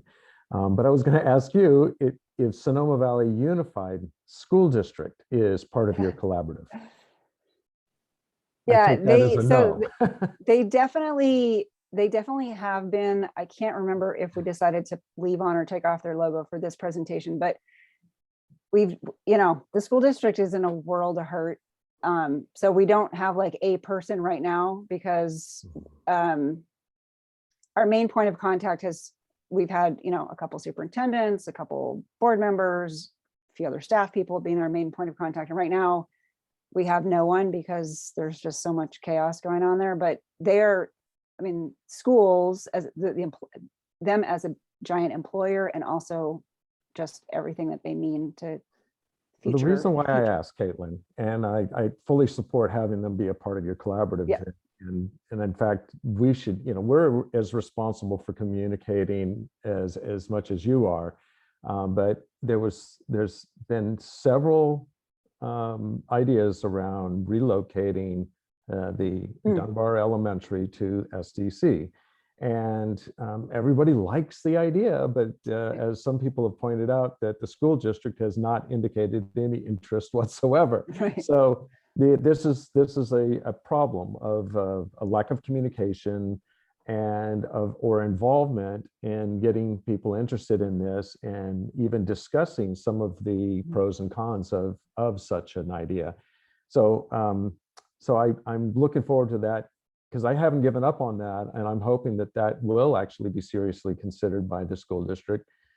A couple other questions. One, I just wanted to comment that I'm really, really glad that you have mobile home advocates, and I think it is a critical issue. There are several major mobile home parks throughout the valley and in the city proper that I think are seriously threatened through speculation and redevelopment. And if you take, for example, the Rancho de Sonoma, I remember the city council meeting, when was that, like 15 years ago, when the owner came in and convinced the city to allow them to privatize and sell off individual trailers and those lots therein. And if you look at that place now, it's being carved up and it's being lost through its gentrification. So that is a serious issue. I'm also glad to hear that you have the Greenbelt Alliance supporting you. I know that, and this is going to be a difficult question because we're former colleagues, and have strong environmental beliefs and interests. And I know through my 20 years of working in the field that usually social developmental interests win out over environmental interests. And I'm wondering how you're balancing the significant need for affordable housing, because this is kind of a layered question, but we know that if we have a dense development there, it's going to have impacts on the viability of the wildlife habitat corridor. I think we all know that. And I think that's something we haven't been able to quantify. And it's one of those big questions that's looming out there as to how that's going to be evaluated and how they set the development standard. And I'm wondering just if you could speak to how you are doing this noble effort to bring all these disparate interests together, how you're balancing that with your environmental core beliefs and interests. The Sonoma Valley Collaborative membership includes Sierra Club, Ecology Center, and in the past, Sonoma Land Trust. We would like to have them back again. I think we can. And then many of the other people, you know, these are all humans who many have just a long history in Sonoma Valley, even if they're representing whatever, La Luz or the Chamber or whatever, they really care very deeply about the beauty and health of this place. And that's why something like the collaborative can be more successful in a small place than in a big place, because we care about all parts of this valley. But because every member has basically veto power, because of the decision-making approach that we use, it means that the collaborative cannot take positions that are environmentally destructive. So like in our housing declaration, there's a phrase in there that says we support affordable housing that's within already developed areas. And that, you know, there's a lot of ways to interpret those words, but the intent is there, that the belief is, the support is there for increasing density in places that have already been developed. Another key phrase that's in our homes report is that the different already developed parts of the valley should share in the burdens and the benefits of being urban places. So we shouldn't, you know, put all of the needed housing in the Springs. It needs to be shared among the different parts of the valley, the affluent, the less affluent. And so, but the tension that you speak of is present on our collaborative also, which is exactly why our statements do not get into specifics about how many houses and at what density, because we have disagreement about that. And we're not going to resolve that. So, and we don't try, you know, but there's so much that's important to do that actually is agreed on. That's the big thing about the collaborative. There's so much that well-meaning people in the valley agree on that we all need. We need to act like it. We need to work together on those things and not let the things we disagree about divide us too much. Thank you. Thank you, Caitlin. Other questions or comments?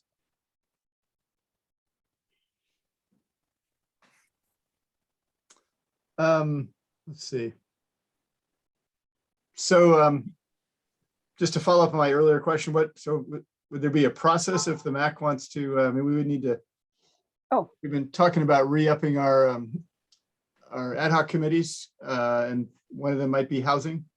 And so I could imagine that would be the perfect connection with the collaborative. We had somebody from that ad hoc become attend, or more than one person. Is there any process, or do we just tell you we want to be part of it?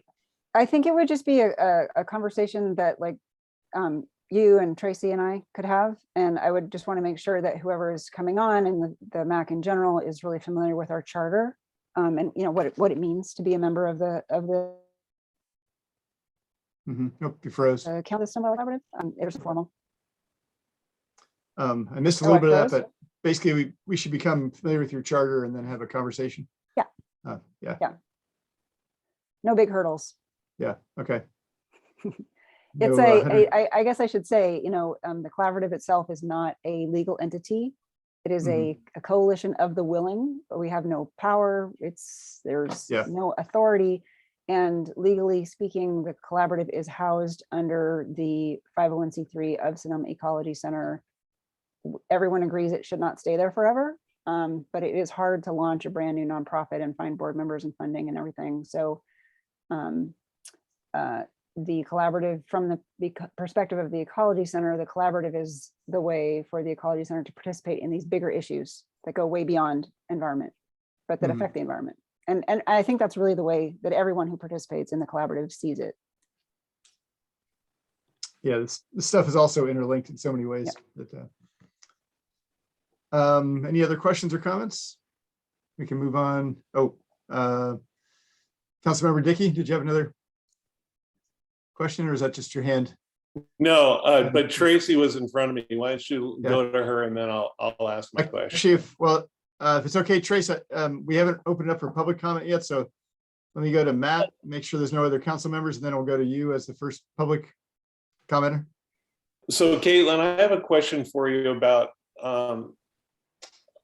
affordable housing. You know, my personal view is that we should make it 100% affordable housing. That's my personal view. And in an effort to reduce density, but increase the affordable housing. How does your group feel about that? I mean, you recognize in your statement that the financial feasibility question is sort of not supported. If we could come up with a model where we were reducing density proposals, but increase the percentage of affordable housing, how would your group feel about that?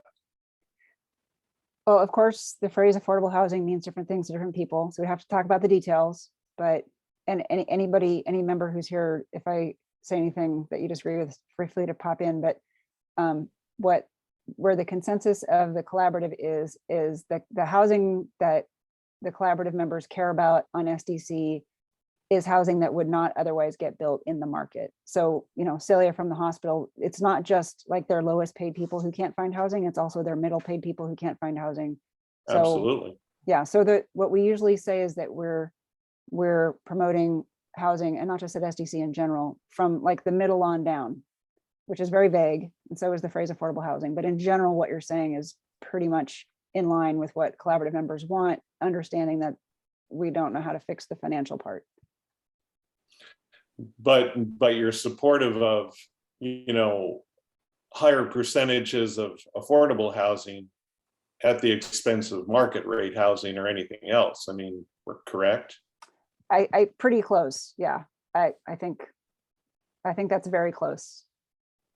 I have to be, as the representative for these 30 plus organizations, I have to be very, like, all we've got as credibility is that the staff don't misrepresent the members. So I think we're very, very close on what you're saying. I would want to just run it by a little bit, but yes. Well, I'm not going to mind the differences, so it's okay. Okay. Thanks. All right, thanks, Matt. And Councilmember Eagles. Thanks. I do have one quick question, Caitlin. You mentioned housing prioritized over jobs. And I've been thinking a lot about the jobs and housing population synergies, and if there are any that we can assume. And my conclusion is not really. We just don't know enough yet. Has your group what I mean by synergies is you could live, work on site, which would be great, but I just don't know that we're seeing any evidence that is necessarily something that can happen in any sort of formal planned way. Does your group have any views or thoughts on that? Can you speak to that at all? We had some sort of subgroups talk about SDC issues some time ago. So we had a subgroup of our sort of business oriented members who are also like the bigger employers. And Celia, I cannot remember if you were on that conversation or not, but like the Chamber, Visitors Bureau, vintners and growers were definitely on it. And I asked them about jobs, like what is your take on jobs and housing at SDC? And the consensus there was that they are much, much more concerned about the lack of affordable housing than they are about the lack of jobs. So it was sort of like, well, jobs are sort of a nice to have, and yes, they'd be nice if the economy was more diverse, but that interest is completely swamped by the emergency level issue of affordable housing. So the collaborative statements very much de-emphasize jobs. It's not like they're considered a bad thing, but the housing is so much more overwhelmingly important. Does that help? Yeah, I just wondered if you made any assumptions in any of your assessments about jobs on site, but it sounds like that's not, what I'm hearing is that was not a focus because housing was such a priority that you didn't necessarily have the analysis like that in the context of the collaborative. Does that ring true, Celia? Okay, yeah. All right, thanks, Councilmember Eagles. So unless I see a quick hand go up, I'm going to move into public comment. And yes, Tracy. Oh, yeah. Okay. Yeah, I just wanted to once again reiterate, I've been the Glen Ellen regional representative on the council, and I'm happy to continue in that. But I think it's very important for you folks to recognize, and for all of the people that you represent to realize that for me or any representative to go to the collaborative and present the viewpoint of such a large community with so many diverse interests, these are things that move slowly. And if you're talking about Sonoma Valley Unified School District or even the Sonoma Valley Hospital, you got to bring these statements back to your group, right? You've got to bring them back, because you can't, I don't feel like a person can stand up and say that they represent a community when they're not, they don't have that backbone. Some groups are better prepared to do that. And that's something that I would hope, you guys, if you chose to, take on a position with the collaborative, just, making sure that you go back to the community. And that's where one of the places where I feel like I've kind of fallen down is that, it's important that if we're going to be part of a collaborative, that we also collaborate amongst ourselves, and that we're actually truly representing the entire community to the best of our ability. So that's what I would share with you as you're contemplating what the NSV MAC can do. Thanks, Tracy. And yeah, I agree. We need to stay in touch with our own community and bring that to the collaborative if we decide that's where we want to go. Other public comments? Got a few hands raised, so I'm going to go ahead and share the timer. All right, first up is Elisa. Welcome, Elisa. Can go ahead and unmute. Hi there, everybody. Thank you, Arthur, Matthew, Mark, Caitlin, and Tracy for your beautiful comments. I'm here just to represent the fact that you can have faith and pray and move forward. We are collaborative as a group here in Glen Ellen and all through the Valley, and we have proven it over and over. So I want you to take heart and understand that there is no contest between one perspective and another. There's a Venn diagram here, and there are shared expectations and hopes. And I'm very, very grateful to Caitlin and the collaborative approach that she's using. And I think we have no problems in that. We just need to join together and come forward. And I'm working a lot on the remediation and the issues about the toxins that are in the existing buildings at the park. At the SDC. And I want to say that I have my finger on the pulse on that, and everything's going to be okay also with that historic restoration portion. So I'm just here to say thank you, and we will move forward and stay in communication, please. Thank you so much. Thank you, Elisa. Thanks for being engaged and for your encouraging words. And next up. Next up is Jerry. Jerry, you should Welcome, now be able Jerry. to unmute. Hi, thank you. I have two questions for Caitlin. One, can you give us a little clearer definition of the missing middle? And two, what's the relationship between the collaborative and the Eldridge enterprise, which, as I understand it, has a considerable emphasis on jobs? Thank you. Thank you, Jerry. Caitlin, you want to answer that as long as we'll stay in the mode here. Sure. I don't actually want to try to define missing middle. There's a few different accepted definitions of it.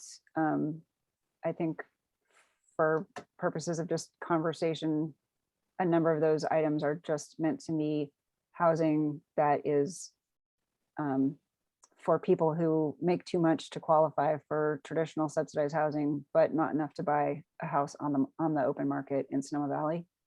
And regarding the Eldridge Enterprise, the Sonoma Valley Collaborative has heard, formally and informally about a lot of the different kind of proposals for Sonoma Developmental Center, including Eldridge Enterprise.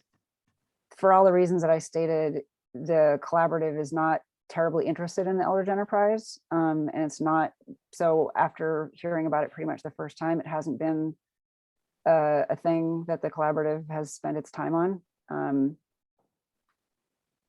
Yeah, but for everything that I said to Kate Eagles, the housing and housing affordability and a mixed integrated neighborhood with services that provides a high quality of life for a large range of people, that's where we've been focusing. Thanks, Caitlin. And we'll turn it back over to public comment. All right, next up is Claire. Should now be able to unmute. Welcome, Claire. This is actually Jim, Jim. Of the Jim and Claire. And Caitlin, thank you so much for your presentation. I think that you provide such a valuable service here to the Valley, and thank you so much for your service to that. One of the things I'd like to ask, and I've heard that there is a differentiation between what we would call workforce housing as opposed to affordable housing. And my understandings of those definitions is that what we're really looking for is workforce housing. So I'm wondering if you can address that issue for us to help us understand how to differentiate those things and sort of how that fits in to the collaborative's vision of what might be possible. Thank you. Thanks, Jim. Caitlin, you want to give us an answer? Well, again, I think a lot of these phrases are defined differently by different people. Workforce housing, affordable housing, missing middle, cottage housing, even like multifamily plexes, and people have like slightly different definitions of all these things. And I don't want to choose one or the other. And it's, most of the people, including me, who are involved with Sonoma Valley Collaborative are not housing experts and never will be. What I like to say is that all of our members are experts in what they do every single day. And what they know is how the lack of affordable housing is affecting whatever they do, their mission, their mandate. And that is really extreme, and they can be very articulate and eloquent about that. But I will, so for the larger employers in the collaborative, like the hospitals, school districts, the hospitality sector, and all the nonprofits too, their staff, many of their staff they don't have a low enough income to qualify for traditional capital A, capital H affordable housing, but they also cannot afford market rate housing here, whether to rent or buy. So usually when people talk about workforce housing, they're talking about those people who are sort of in between. But of course, a lot of workers make little enough that they do qualify for the Burbank housing type developments. So often I think employers use the phrase workforce housing, and groups that represent more people as wearing their hat as a resident and not as a worker will say affordable housing. And sometimes they're talking about the same prices. So a lot of it's just semantics. Thanks, Caitlin. Next up is All right. Teresa. Welcome, Teresa. Hi, good evening again. Thank you, Caitlin, for your presentation. I really appreciate it. I do want to say that I do support affordable housing, but I'd like to ask why the Sonoma Valley Collaborative is making consensus decisions on Glen Ellen when two major entities of Glen Ellen are not part of that process, and that's the Glen Ellen Historical Society and the Glen Ellen Forum.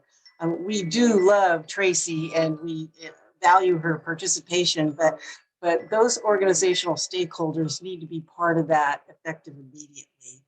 I also take exception to the one slide that said historical preservation will not divert should not divert funding from affordable housing. But I think that affordable housing and historic preservation can cooperatively enhance each other, and that we can also keep the cultural integrity of the property. So I don't think one excludes the other.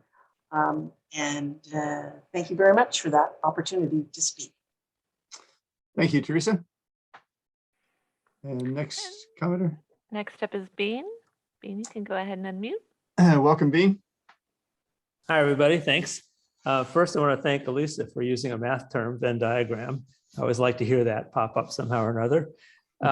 So I have a question for you, Caitlin, and that is with regard to vacation rentals. Does your group have a stand on vacation rentals? And I mean, just poking around at numbers, looks like in unincorporated Sonoma, we've got approximately 2,000 vacation rentals, which is a huge amount of housing stock that's been lost. And so in terms of getting more housing stock, I wonder what you guys feel about vacation rentals. Thanks. Caitlin, you want to respond? Sure. Yeah, this is a really good question, really illustrates what a coalition or a collaborative based on consensus can do and cannot do. So the table that is set by Sonoma Valley Collaborative is broad enough that it includes the hospitality sector and it includes real estate representation. And therefore, even though many of our members feel really passionately about vacation rentals, that there are too many of them and they're taking away housing for people who live and work here, there's not consensus on the collaborative to take a stance for restricting vacation rentals. And as I said earlier, with practical consensus, that means that a member can block, can veto. And so we have no position on vacation rentals. We've had great conversations about it that have been very informative and probably have informed some of our members' positions themselves, but the collaborative as a whole cannot find a position on that. Thanks, Caitlin. And next commenter. Next up, we have Alice. Alice, you can go ahead and unmute. Welcome, Alice. Hi, good evening, everybody, and thank you, Caitlin, for all of your information. And so I'm just feeling a little confused about the collaborative in that on the one hand, it feels like the collaborative, you know, with the 30 organizations and wants to be taken as like a serious voice on, you know, the future of the SDC. But then on the other hand, when you say that, you know, you couldn't prioritize in an hour-and-a-half meeting for the once a month meeting, you know, to talk about the North Sonoma Valley MAC letter, which, I mean, that was an important document. And I think it was signed by like 1,600 people and all different kinds of organizations came out in support of it. And if I'm understanding correctly, you know, the collaborative really never even discussed it as a collaborative. Correct me if I'm wrong. But so I'm feeling a bit of a disconnect there. And yeah, that just really kind of leaves me confused. So I just wanted, and I'm sure I'm not the only one, about yeah, that it's kind of like image versus content. And I'm not really sure what I'm seeing and what I'm understanding. So I just want to put that out there. Thank you. Caitlin, do you want to respond? There are meaningful differences between the North Sonoma Valley MAC and Sonoma Valley Collaborative. The geography is quite different. The SDC is happening to not just to Glen Ellen, but you know, there's like a lot of different communities that SDC is meaningful to. So we're operating on a different scale. That's one thing, and then also just the North Sonoma Valley MAC is, you know, everybody who lives in a certain area. That's the construction of like, that's who gets to have a say with the MAC. And I don't mean to tell you your business. I don't mean to sound like I'm doing that. If I do, I'm sorry. that's not what I mean, but I just mean that the collaborative is constructed differently. It's these interests, you know, the economy, the environment, equity, and you know, sub interests within those. And it's just going to have a different perspective than residents of the North Valley. It's quite possible that some of our member organizations signed on to the North Sonoma Valley MAC letter. I don't know. We had to go through our own process because we're a different collection of players at a different geography. Thanks, Caitlin.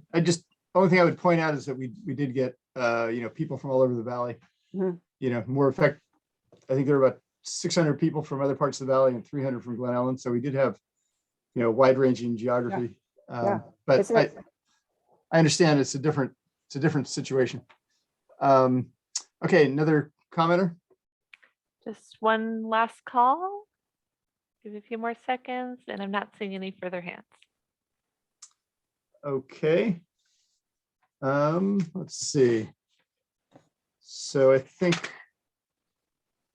all right, so we finished item number 6, and the next one promises to possibly be another long item. And well, before we go on, just thank you to Caitlin and to the other members of the collaborative for being here. We appreciate the contact and look forward to working with you informally or formally in the future. We'll look into that connection as the MAC, and so hopefully we'll be working together because we certainly share concerns about all these things. We're I don't see much daylight between our concerns really. So thanks for coming, and thanks for the presentation. Thank you for the time, and thank you for just all the work that you all do, the hours that you put in because you care about your community. We're all better for it. Thanks. You have a good night, everyone. Thanks, Colin. Thank you. And thank you, Celia. Thank you. So I'd like to propose that before we move on to number 7, that we take just a 5-minute break. Is there anybody, if anybody's opposed to it, give me a thumbs down. Okay, let's take 5 minutes. Hannah, you'll be the timekeeper, if that's okay. And we will come back in 5 minutes.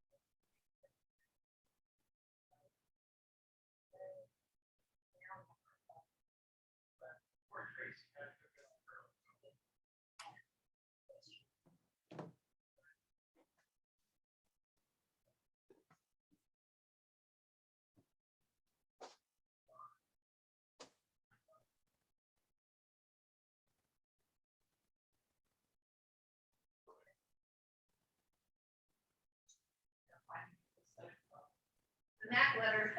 You can go.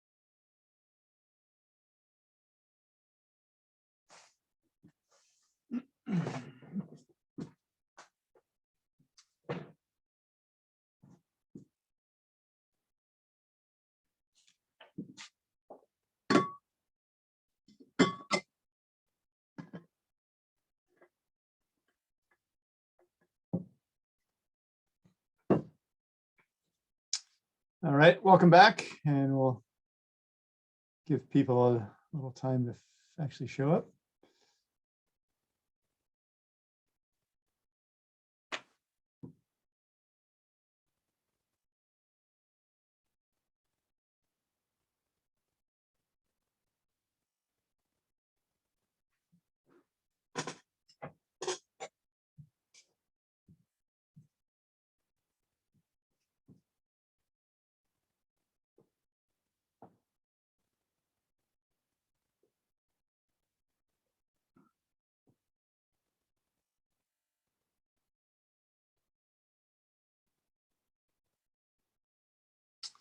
Did we lose Jed? At one point he was, today he said he might have to leave, or he actually said he had to leave work at 7:30, but he might try to get back on with a phone, but I think we'll assume he's not immediately coming back. So we have, let's see, we got.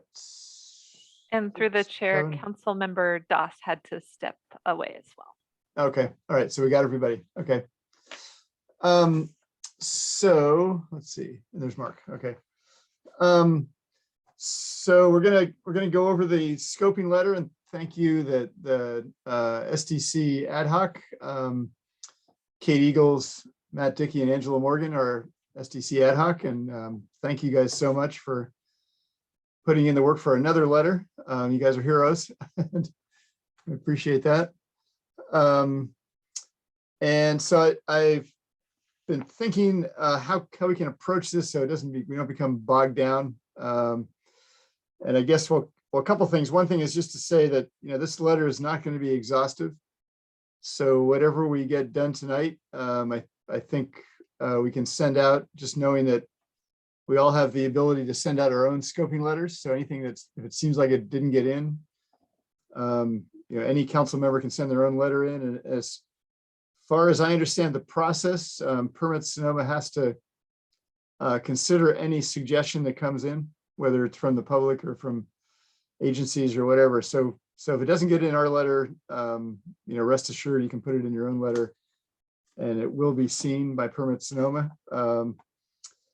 And so what I was thinking of was, what if we go around and just take a minute? I'll take some notes here and see how this works. If each council member could take like 1 minute, and we won't time you, but just maybe I'll time people informally, but we're not going to do a formal timer. And if you can just tell us the priorities of what you would like to have changed or added. And again, I would like to avoid any real line editing. I think as long as the ideas are in there, we shouldn't worry about the line editing. So let me just pull up something here.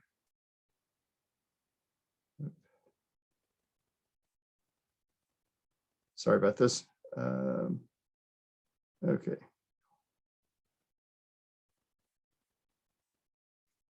So let's just we'll each take a minute. We'll go around. I'll just call people off the screen, and I'll take some notes about changes, and then we'll discuss those changes, and then we'll see where we're at. But this way we can all get our ideas in about 10 minutes, and then we'll discuss what people bring up and take it from there. So first up, if you're ready, well, Kate, actually, I'll start with people who weren't on the committee, because obviously you guys were closely involved in this. So how about Councilmember Handren? Do you want to start? Sure, thank you. Again, thank you for a job well done. I appreciate your efforts, first off. I'm just curious about how you prioritized each topic on the page, and if it corresponded, it comes first with wildlife corridor and then housing density, that kind of the titles of the different paragraphs. Do they match up with the number of comments we received? How were they prioritized in the letter? And is there any room for movement of them? So I can try to answer that, Vicki, and my fellow ad hocers can jump in. So we didn't have, this is not a synthesis of public comment, right? Mm-hmm. Not like the other letter the supervisors was. This is more us sort of taking a stab at what we thought was an appropriate comment, based on the NOP. So that's why we have the disclaimers early on in the letter saying this is not exhaustive. Please, everyone comment. This is loosely reflective of community comments based on the other process for the other letter, but we didn't have a lot of comments on this. To your point about the categories, we loosely based the categories as categories of interest to the community that were from the previous letter. So they're loosely in that order, with, of course, other things added in where appropriate, So the order could definitely be changed. It wasn't significant in any other way. I hope that answers your question, but that's sort of how the, and just a comment, we are not planners, of course, but we did have some folks in the community who are experts in this space have a review of that, insofar as time allowed. There were a few things that may not have been, strictly speaking, something that the EIR will look at, but there were no significant objections by those experts in the space that looked at this to what was included in our letter, just to give you a little background on how we quickly vetted this. So I hope that answers that. It does, yeah, thank you. I don't have any, I think I'm supportive of the letter, and I appreciate all your efforts. Thanks. Thanks, Kate. And yeah, we'll in a few minutes, we'll ask the whole council for suggestions. If people do think there needs to be movement of categories, but let's wait on that because that'll be a little more involved. Councilmember Newhouser. Yeah, I just had another, just a basic, general question, and that was regarding having or including or choosing not to include specific mitigation measures. Was there a decision by the ad hoc to not address specific suggestions for mitigating issues? Kate, do you want to take that, or Matt? I mean, I can try. Matt and Angela may jump in. It may be, Mark, that we didn't necessarily have a specific knowledge base around a mitigation measure, or it may be, I feel like we did in some cases mention, so if there are specifics that you think should be added, let's do that. But Matt or Angela, do you have comments on that in that space? Just a quick comment about EIRs in general. Remember, when they develop an EIR, that they are required to provide information on mitigation efforts, and they also are required to have 3 levels of a project proposal or EIR proposal, right? The maximum, an alternative, and a no plan. So in terms of our own participation, we don't develop those mitigation plans. The EIR does that. Thanks, Matt. Just if I may respond to that, Yeah. my understanding was that you can actually suggest mitigation measures as a part of this this process. Is that correct? So remember, what happens next is that there's another period of time in which this information is taken. They respond to everything that's in it, and then it becomes more refined. And at that point, I would say, yes, you probably can offer that up. You know, this is the first effort, right? And then they have to take this information and address it. And if they don't properly address it, then it comes up again. And I would suspect that somebody would probably say, yeah, that's the time in which you would make mitigation alternatives, you know, your thoughts on that, along those lines from a land use planning perspective available in a note. Okay. All right, thanks. Thanks, Matt. Yeah, Councilmember Eagles. Really quick, I promise. Just one thing too, Mark, if there are glaring gaps, I just did a quick document search, really easy to do on the PDF for mitigation, and it comes up 5 times in like 10 places. So we do certainly ask for it in different contexts, but if there's an obvious one we've missed, an obvious context where that would be appropriate, you know, we could certainly add that.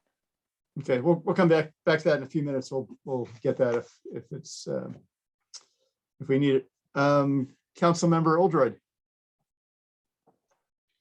Good job. My comments are kind of specific in that I thought there was some glaring stuff that I didn't want to get people off track. And one of them is that I don't think there's a building code that addresses the wildlife interface. Maybe you're looking at something that's not a building code. And then another thing I think you should call in the impact of, when you talk about the impact of adaptive reuse, I think you should talk about how all the buildings have to go into the landfill, you know, if they're torn down. I think that's a sound bite that will capture people's attention. Thanks, Susan. Okay.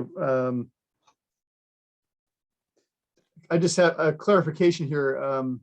I think I'd have to go back and look at the letter, but I think what the letter is mentioning is the wildlife, or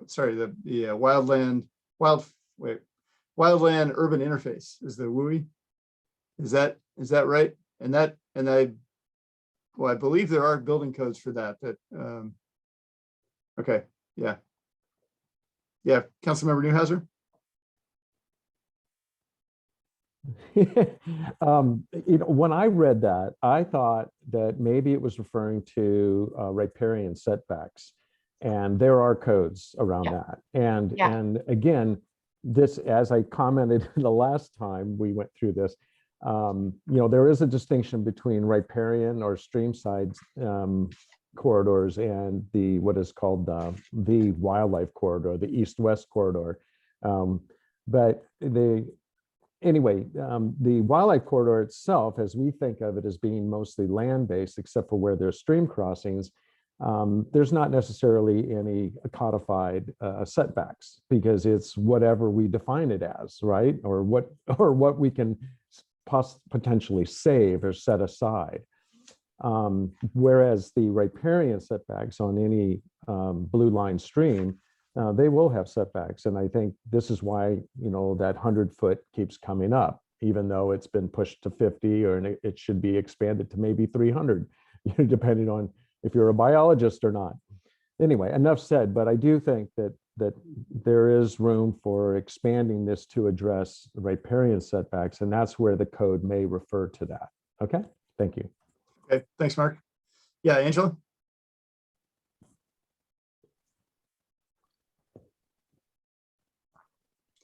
Angela.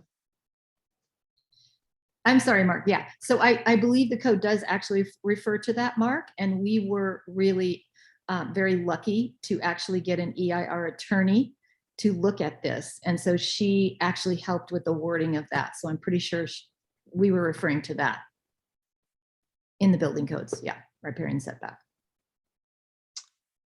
Thanks, Angel. Okay.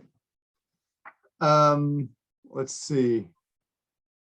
So I guess that's, well, are there any of the ad hoc members want to make any comments before we jump into and I have a couple comments before we jump into a full discussion. Okay, well, I just had a couple things. One is that that from what I heard from a knowledgeable community member, it's really good to state what alternative you want them to study. So like Matt was saying, there's the 1,000, basically the 1,000 unit plan, and then there's the no plan, and then there's one in between, which, so anyway, I'd like to add language in there that would say, we recommend that the alternative plan studied be the one outlined in the MAC letter. And we can state how much support that has. So that's one thing. We can talk about that in a minute. And then the other thing is it is a little bit of line editing, but somebody was telling me that who I trust their opinion was saying that it's really good to make sure you use the word analysis instead of like just the word consider, because you could say, oh yeah, we considered that, we didn't think it was important. But if you say use the word analysis or evaluation is probably all right as well. Then it kind of forces them to do some actual analysis, as opposed to we thought about it and we decided not to. I mean, I'm exaggerating a little bit, but that you can imagine that could be the way they interpret that. So I don't want to necessarily go through the whole. There's a number of places where that could at least be added in. Instead of just saying considered, analyzed, and considered, just add the word analyzed. And we can talk about this, but I'm thinking if rather than go through the document, I could just provide, for the final document, just provide all the places where that would be added in, and or if people are agreeable, I would just edit it after the meeting, just to add that phrase into where could be used in the document. Yeah, Matt.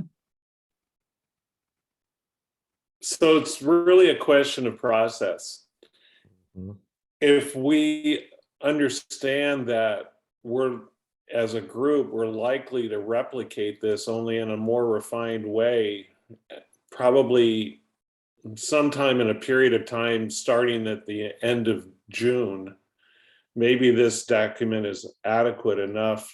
And when they produce the draft EIR and they start to say, yes, we analyze this, we analyze that, we respond to that accordingly. And again, remember, this is a multiple stage process. Mm-hmm. And that second stage is even more important than this one, because then they're going to produce a draft EIR document that you want to respond to in a very refined fashion. Mm-hmm. So if they don't analyze something that we mentioned in this letter, here's a clarification that I could use is if there's something that doesn't get mentioned in these scoping letters, and then at the second iteration, somebody says, oh, you forgot about this, or this wasn't covered. Is that too late, or can that still be done? That still be brought in? So here's the way several of my conversations have gone in private, which is that there's a distinction here between what we represent and what will happen in the professional community. We're more of a political entity. We're not really prepared to do the hard, diligent work that professionals do. Those mm-hmm. people are going to do that. You can be sure of it. What we're doing here is we're weighing in politically, if you will. I mean, I guess Supervisor Goran may disagree with that, but I think, I think we're going to go through this again. It's going to be refined again. We're educating ourselves as we go, and so I would say, we can relax and go, yeah, if we want to refine this document, fine. But just remember, we're going to go through this a second time, and with a finer comb than we do this first time. All right, thanks, Matt. Councilmember Newhouser.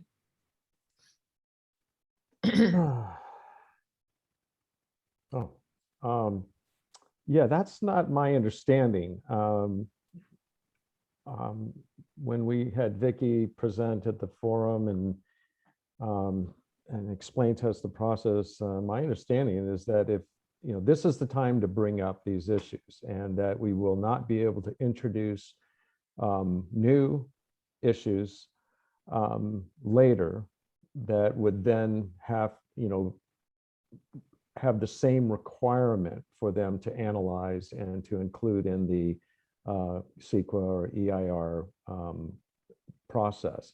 I mean, Matt's right. I mean, you could view what we're doing here as political, but what we present and any issues we raise does have to be legally considered as a part of the EIR process. And so what we're providing is substantive input that will be considered as a part of the legal process. And so therefore it's not just political, it is substantial. And so, but I also, you know, I'm not real attached to making any changes to this document if we don't have time to do it. Because as you've stated before, that we can always submit whatever we need on the side, and all it takes is one person submitting one issue. It has to be legally considered. And I think that stands. But in the spirit of refining this document, I have a few suggestions, just a couple of things. And there is a couple of little things that are not necessarily line editing, but word insertions for clarity. Otherwise, I think it's an excellent document, and I think that it serves the purpose of, you know, representing the community. So whenever we get around to doing some actual real editing, I do have a couple of suggestions. Okay, Mark. Well, let's see. I'm just thinking how to do this. I think Caitlin has a comment. I think, oh, did someone, oh, Kate, yeah. Yeah, I don't object, of course, to any quick line item editing, of course. But I did want to draw your attention, Arthur, just as for your edit that you mentioned, top of page 2. That very first sentence, I think, was an effort to make sure that the 450 housing unit was thoroughly evaluated as an option, not just sort of an also ran. So there is a sentence that if we could strengthen a line edit to do what you want to do, I just wanted to draw your attention to that. That was the intention of that line, I think. Yeah, I an did see equal that. evaluation. So anyway, just wanted to make sure that you saw that. Okay, that was my comment. I'll go away now. Thanks.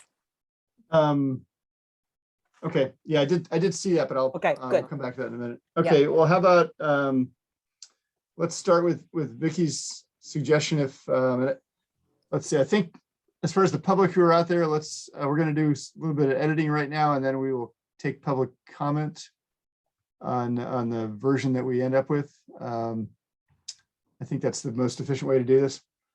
So Hannah, can you let's see. Sorry, this is thinking on the fly here. So do people want to move topics around? What's the vote? You know, we heard that this letter has been evaluated and reviewed by knowledgeable people, so got a thumbs up from them. But do we want to consider? I mean, I also did think maybe things should be moved around a little bit, but maybe it's not necessary. So how about let's just vote. Who would like to move things around a little bit? What are you thinking, Arthur? I mean, is there something that you really bothers you that should be first, or Vicky? Oh, Vicky, you brought this up first. Sorry to interrupt, but no, I mean, For the chair, sorry, would it be helpful to have a visual? Would you like me to start sharing my screen? Actually, I've got it in front of me. If other people, Oh. but yeah, if other people want it, that's fine. Yeah. I I guess guess I saw one thumbs up. Okay. Okay. So I'll yeah, go we can go ahead and do the screenshot. I guess one thing I just thought for the first heading, instead of wildlife corridor, could we make that open space and wildlife corridor? I mean, it is pretty much about the wildlife corridor, but we also know that open space is a high priority for everybody. So that might. Well, I just want to say I would support that. Oh, go ahead. Well, I just want to say it really doesn't address the open space. The paragraphs don't, but I mean, I do understand why you might want to put that in there. It's just not really mentioned, although the wildlife corridor is part of the open space. So. Mm-hmm. I have a slight bias. I kind of support having open space in there because one of my comments it has to do with distinguishing between open space and the wildlife corridor. But if that's accepted, then it would be more relevant. But I like the idea of having open space in there. So sure, let's vote on this. So if you would like to add say wildlife corridor and open space to the heading on page 1, raise your hand. And if you think it's a bad idea or don't want to see it, thumbs down. Sideways. I got 1 thumbs down. I think it's just 1 thumbs down. It's hard to tell. Okay, so well, we're not the collaborative, so I think that counts as a passing vote. Sorry, Matt. Democracy rules. I think thumb neutral is useful in this case. If you don't care that Yeah. much, but you're not going to fight it, I think thumb neutral makes good sense. Yeah. So just one other thing on that opening wildlife corridor and open space, the last paragraph there. Seems like that's more about the whole thing. That's more of a comprehensive comment on what the whole plan should be doing. So I'm wondering if people agree with that. I'm wondering if we should move that up to the top, toward the top of the page. Yeah, just for clarification, are you talking about the in October 2020 paragraph and move that to the 4th paragraph in the opening? Right. Yeah.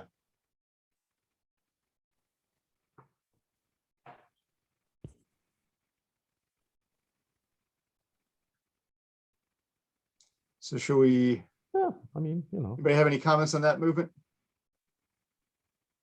I think you're right. It's general rather than specific to this subject, the sub-subject. Yeah, Angela?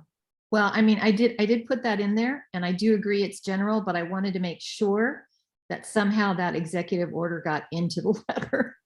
So No, I think it's a good put it paragraph. there. I would say No, it's good. people are good with it. We just move it up to the final paragraph of the opening section. So let's vote on that. So thumbs up, sideways, or thumbs down, move the paragraph up.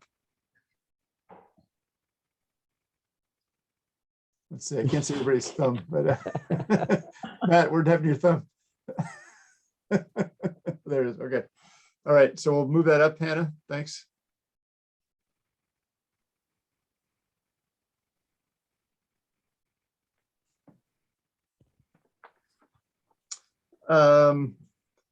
Okay, any other sections that should be moved around?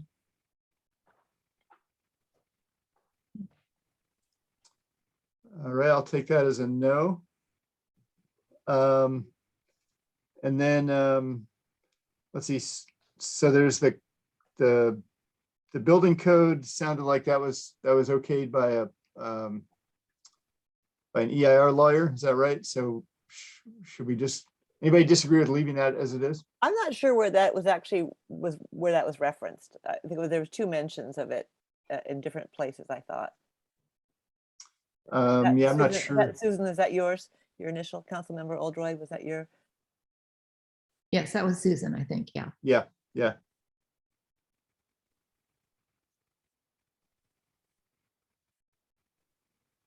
Hannah, maybe can you do a search? I thought Susan said it was in the wildlife corridor section. Yeah, me Or too. did I think that wrong? No, I thought so too. But I don't recall that. Well, the WUI is a fire thing. On page 4. Page 4. Oh, okay. Yeah. Under other considerations. Other considerations. Yeah.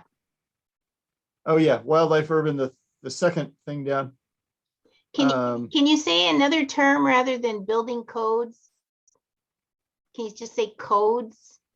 Yeah, why not? Because when you say building codes, it brings up CBC, California building codes for me, which is highly technical. Well, WUI is a very specific code. It's a very specific one. We spelt it out there, but it's WUI. and it's Yeah. it has very specific applications. That's my sense too, Matt. I think our rebuild house is WUI, meets the WUI building Oh code. man, I mean, Yeah. everybody's is Everybody, now. yeah. Yeah. So I think, I may be unless, wrong. So I the say we point just of leave it. the point of the comment was that building codes are reevaluated every couple of years, I think. Yep. And it's been a while since they looked at WUI codes. And so, for instance, weirdly enough, cedar siding is still considered a fire code okay siding, if you can believe that. And so, the point was that, well, maybe we shouldn't be looking at WUI codes strictly, and they need to look at adapted codes for, severe fire, environments. Yeah, Angela? What if you could reframe it to say all applicable codes and policies so that it would cover? Yes, No. perfect, Sure. perfect. Okay, I want to say that was texted to me by Charlie McCulloch, our cultural resource specialist who knows Sure, the that works. language. So thank you, Charlie, if you're out there. That's perfect. So do you want to state that again so Hannah can Yes. get it? in? Perfect, thank you. Yes, all applicable codes and policies. What, related to the? Yeah, we have wildland to add urban some interface? language here. Yes. Yeah, you're gonna have to add Yeah. a little language to that, right? Or what am I taking out? That could be part of it too. Look at that for a minute. But what if we Yeah, what if we kept the wildlife urban interface sentence and then added all applicable codes and policies should be evaluated for Yeah, that works. I increase. mean, you could say such as wildlife, or just use the acronym WUI, WUI, Mhm.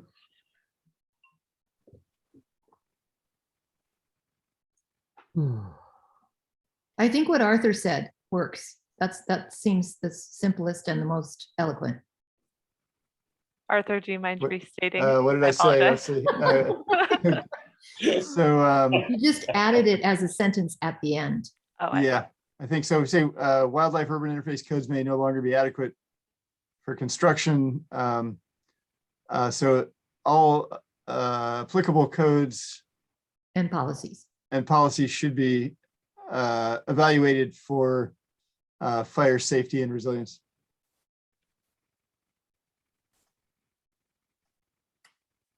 And then take out the sentence with the question, I think.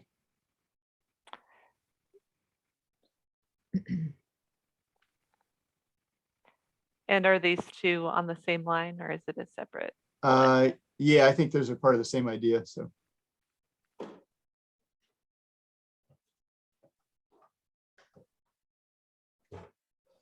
And then Susan, you had something you wanted to add about adaptive reuse and landfill, and is that right? Well, I think when you think about all the buildings being torn down, I think it's important to say that that all this debris will be put into the landfill, because that creates an image in people's minds that will shock them. That's probably back on page 2, I would say. Yes, it is. And how can we state that as something they need to study?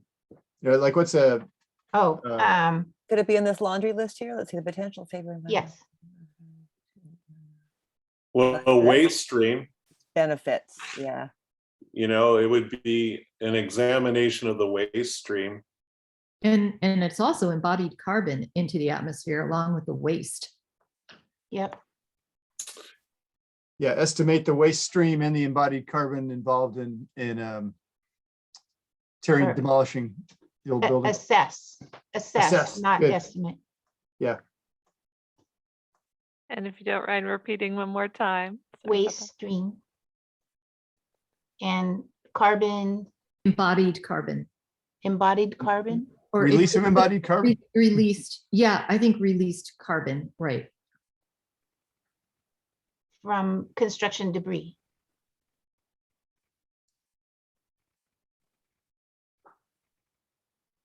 Or no, it would be demolition Demolition, debris. yeah. Demolition, yeah, from.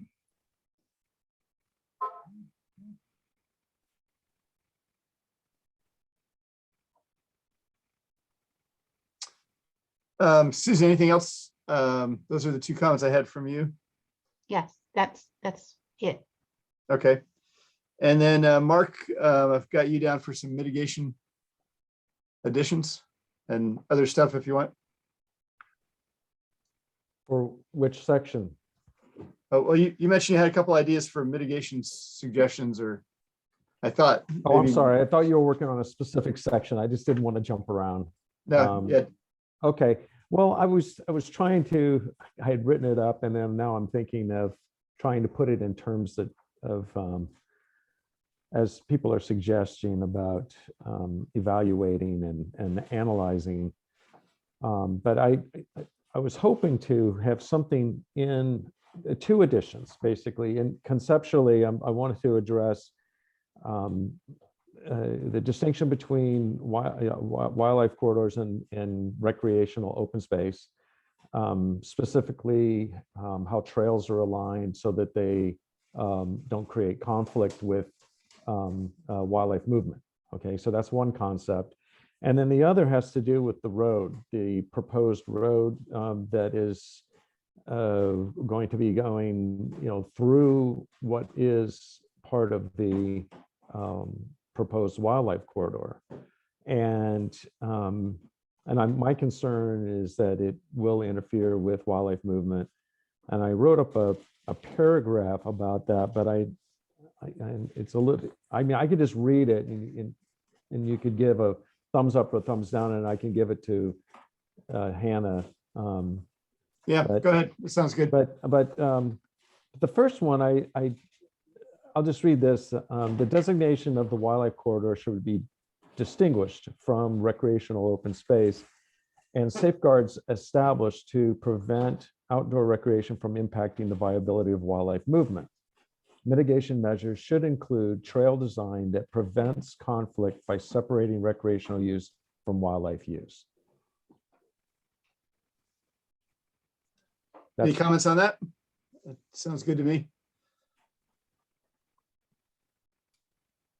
And then the second one is a little longer, but bear with me.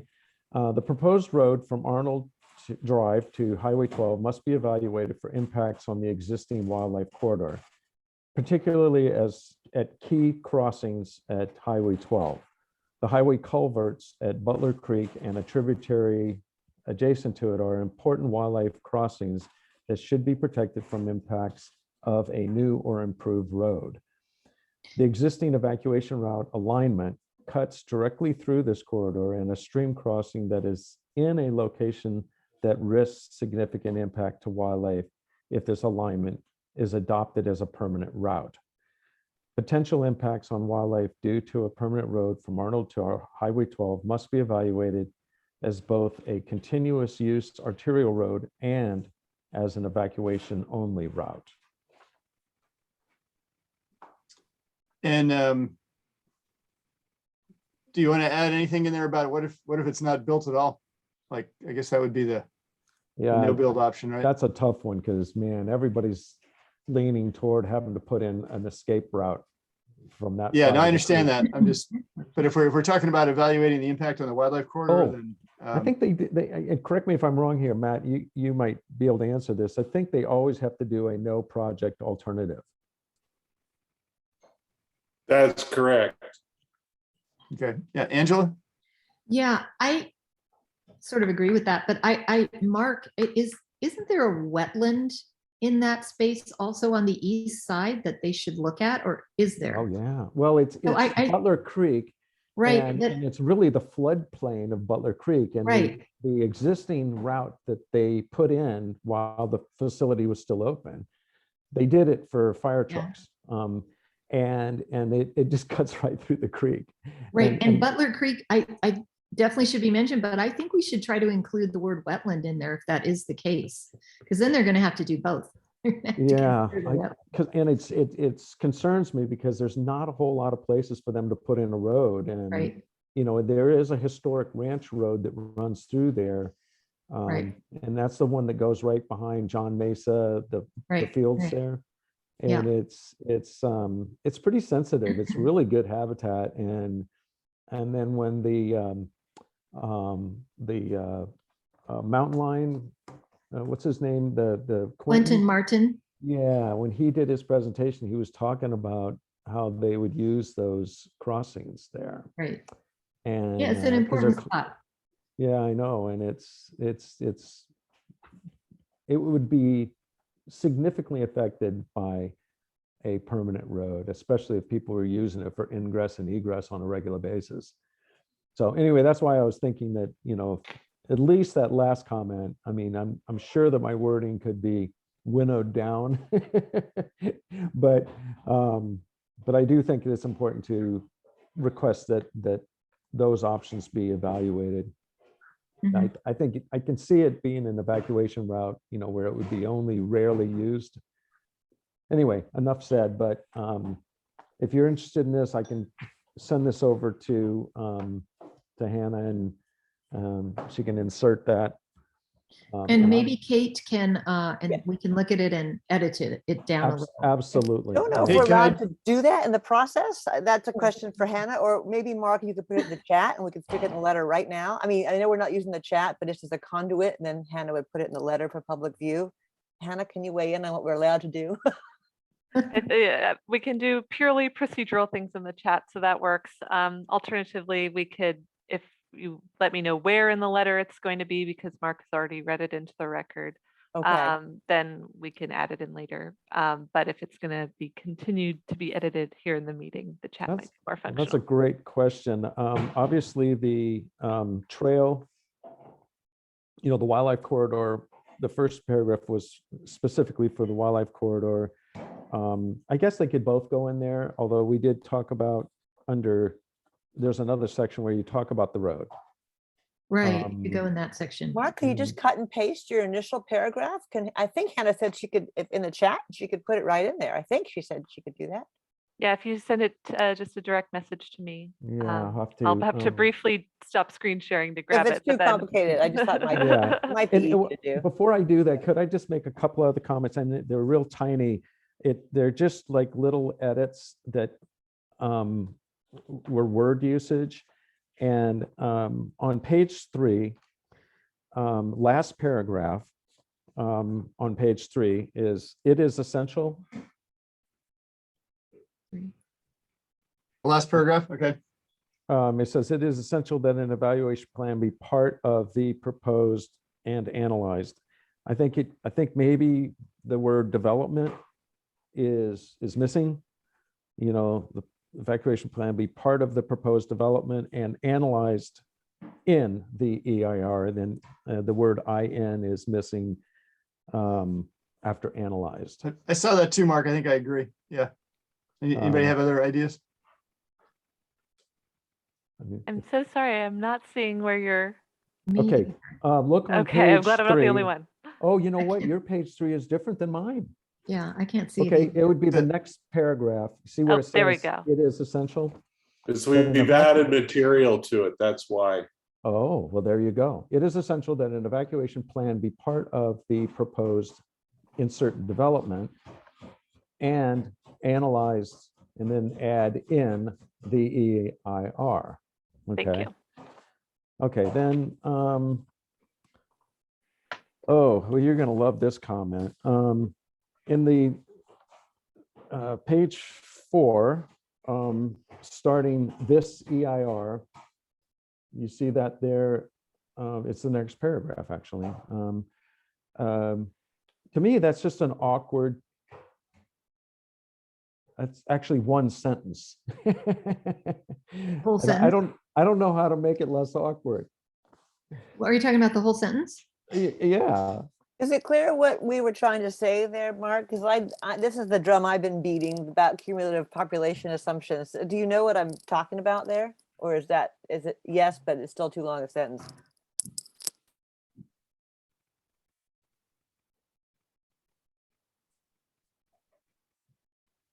I understand it, Kate. I mean, it's a little, it's a little bit convoluted, but it's also a complicated concept in a way, but I understand it when I slowed down and read it.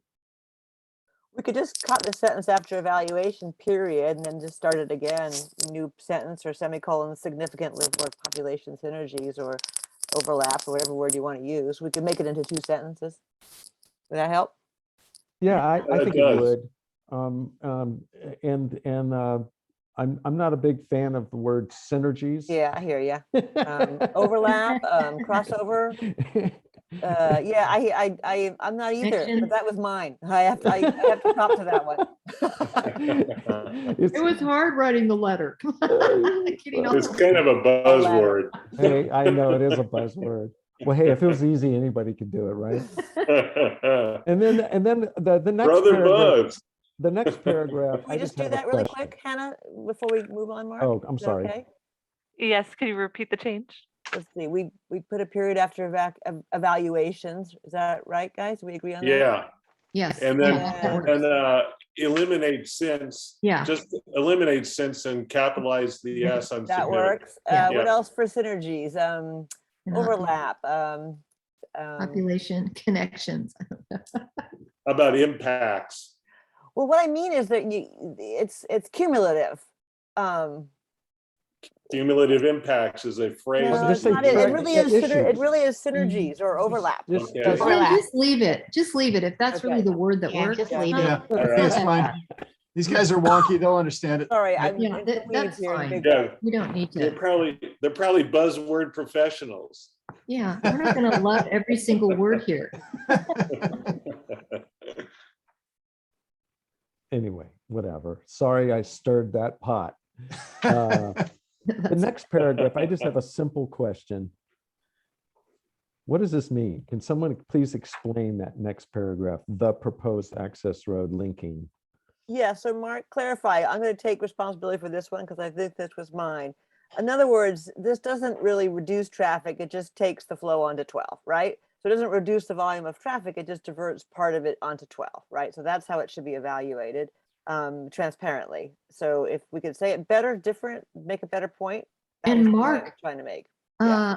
Right, and Mark, this is where you should put your comment about the road, I think. Maybe. Yeah. Yeah, maybe it should follow this. Yeah. Because Yeah. what I'm losing here in this first one, and of course, I know you're trying to be as neutral as possible in how you're stating the need to evaluate something, but it's hard to tell what the issue is in that paragraph. But if, needless to say, you're making the point that this needs to be evaluated. And maybe having my paragraph in there will point to a specific concern. Yeah, I think so. If that helps. So I think the idea of that was to say, hey, their vehicle trips on Arnold Drive may be impacted if they're reduced by sending cars out to Highway 12, but the cumulative impact of vehicle trips traveled doesn't change. Right. Yeah. Well, and issues that have been raised at meetings, previous meetings, public meetings, have been similar to, with specific examples were that issues that the fire is usually coming from the east. And so you could be just sending traffic back into where fire is coming from. Yeah. And then the other issue is that all of those people would eventually have to come right back to Arnold Drive anyway to get out of town.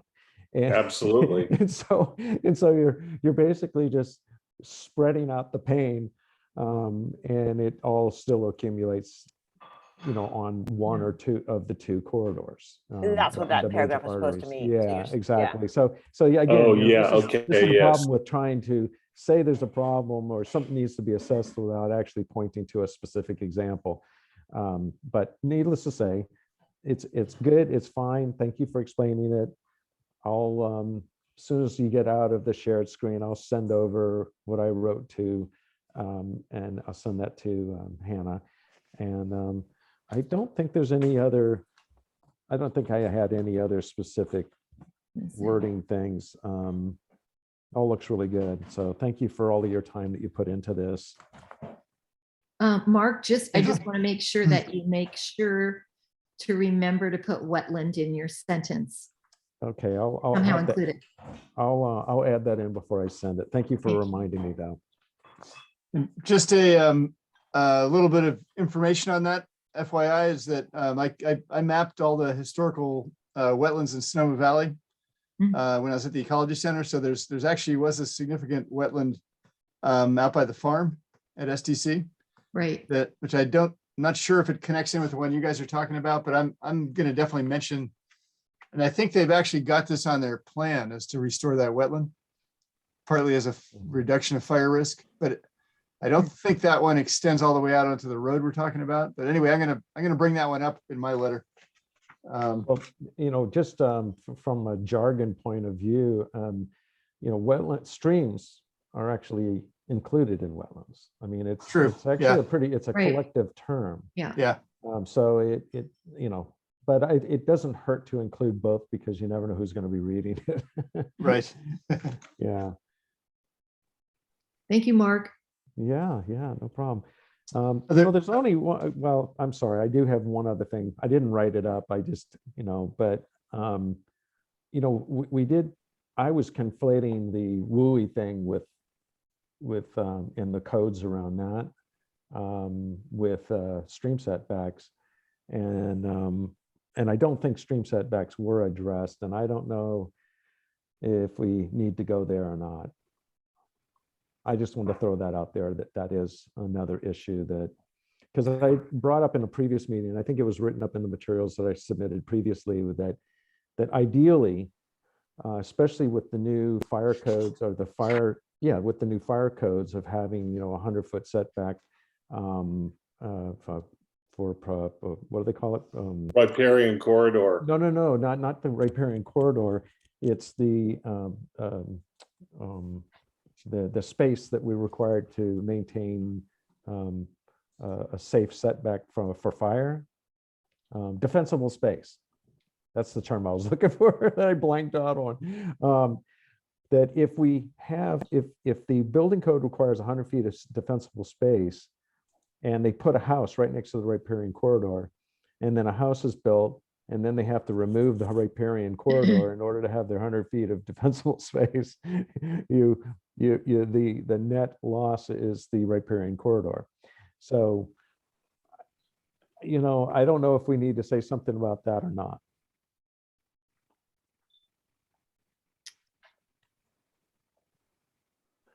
Dead silence. Sorry. Yeah.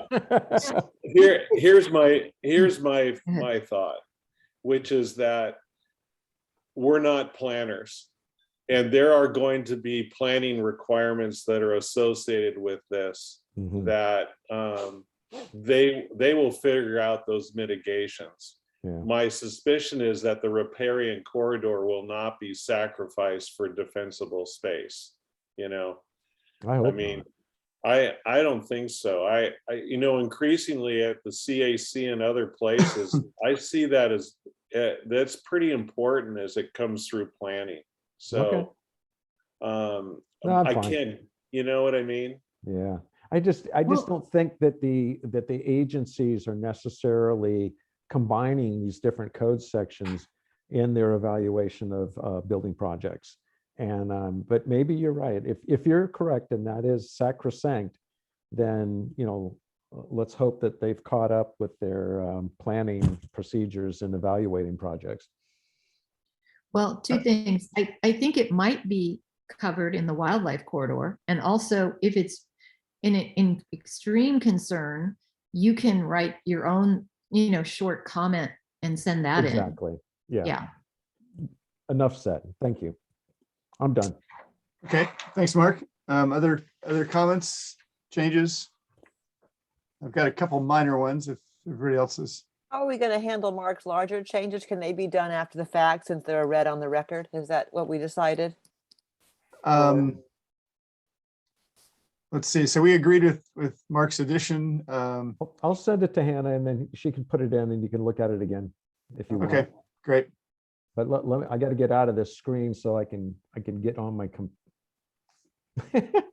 Get on with it then. That's why you need two screens.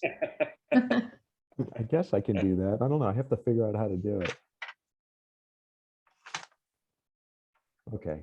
Thank you. Let me just throw out a couple small changes here. I think from what I understood and what we talked about in the adding in analyze or assess or evaluate, I don't think that necessarily needs to get added in like I was thinking. I think as long as the ideas are in there, we can come back to that later. So I'm going to leave that unless somebody else wants to do that. So I'm looking on page 3 under utility infrastructure. Yeah, okay, the very last bullet point is talking about evaluation of impacts of global climate change on SDC development. I think we should add a time frame into that. You know, and I'm thinking of a time frame of 50 to 100 years. I mean, the original site was there for 130. So, you know, that's going to make them really look out into the future and what's this place going to be like, you know, in 2075 or whenever. I don't disagree with that, Arthur, but, you know, I think we have to ask the question if they're even obligated to look at that at this point, because I don't know that they are, you know. The whole concept of, remember, CEQA and EIRs were developed back in the 60s. And, you know, there are additions to it, and Susan might be able to speak to this better, but I think putting a time frame on it, it could look like that might be unreasonable, you know. And that's just my retort.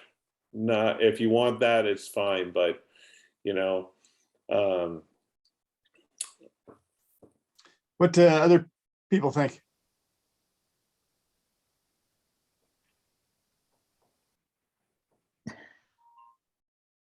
Because I guess when I look at that, I see evaluation of impacts of climate change on the SDC development in terms of availability of water, energy, and sanitation resources. You know, that implies a time frame. It does. You know, like if we're saying, well, in 5 years, it might not be that bad, but in 50 years, you know, things could be really bad. So just to have them evaluate that would make sense to me. I don't know. Angela, what do you think? Well, I do like the idea of the time frame. Hold their feet to the fire, make them, you know, responsible. You know, we live on a warming planet. It is not going to get better unless we really make concerted efforts here, and that's one of them. I'm for that. And it's in the executive order, both Biden and Gavin Newsom, 30 by 30 by 2030. So, I mean, it's out there. Yeah, it should be part of the thinking. I agree. Any other comments? Okay with it. So are we okay? Sounds like we're okay changing that. So, so Hannah, I would just, let's see. Maybe just at the very end of that sentence, just say over a time frame of 50 to 100 years. So I don't think anybody would think to develop a site for less than 50. I mean, that would be kind of crazy, wouldn't it, to build houses that you don't think are going to last 50 years? I mean, you never know, but. Or you could just say cradle to cradle. Just kidding.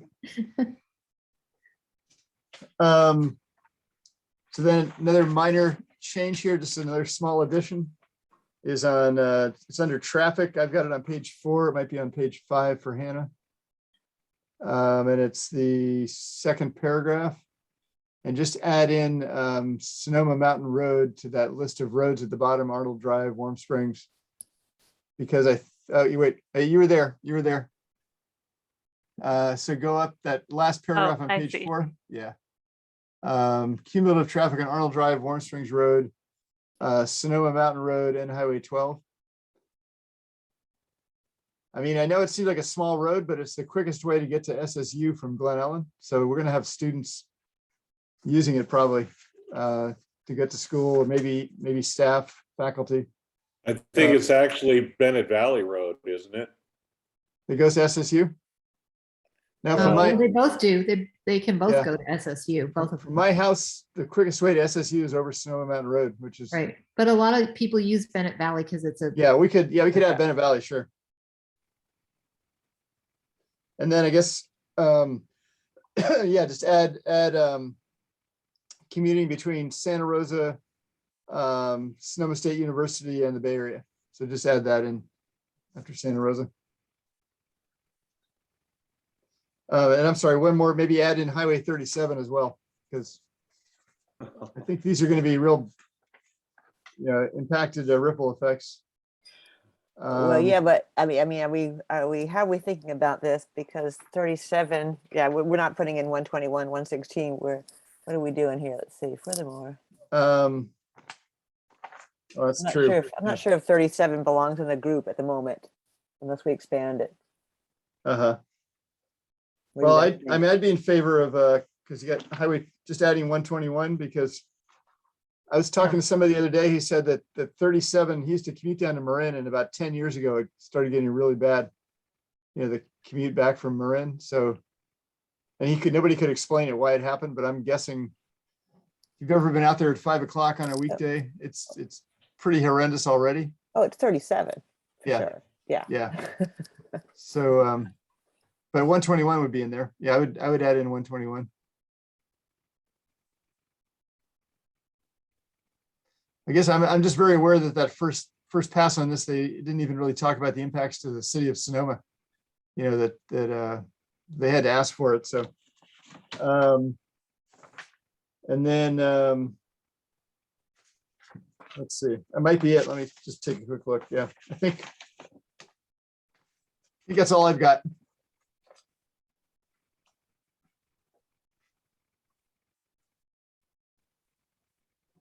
Chair Dawson, do you want me to stop sharing my screen and turn it to public comment? Yeah, that'd be good. So we'll take comments from the public. All right, we do have one hand raised, so let's go ahead and share the timer slide.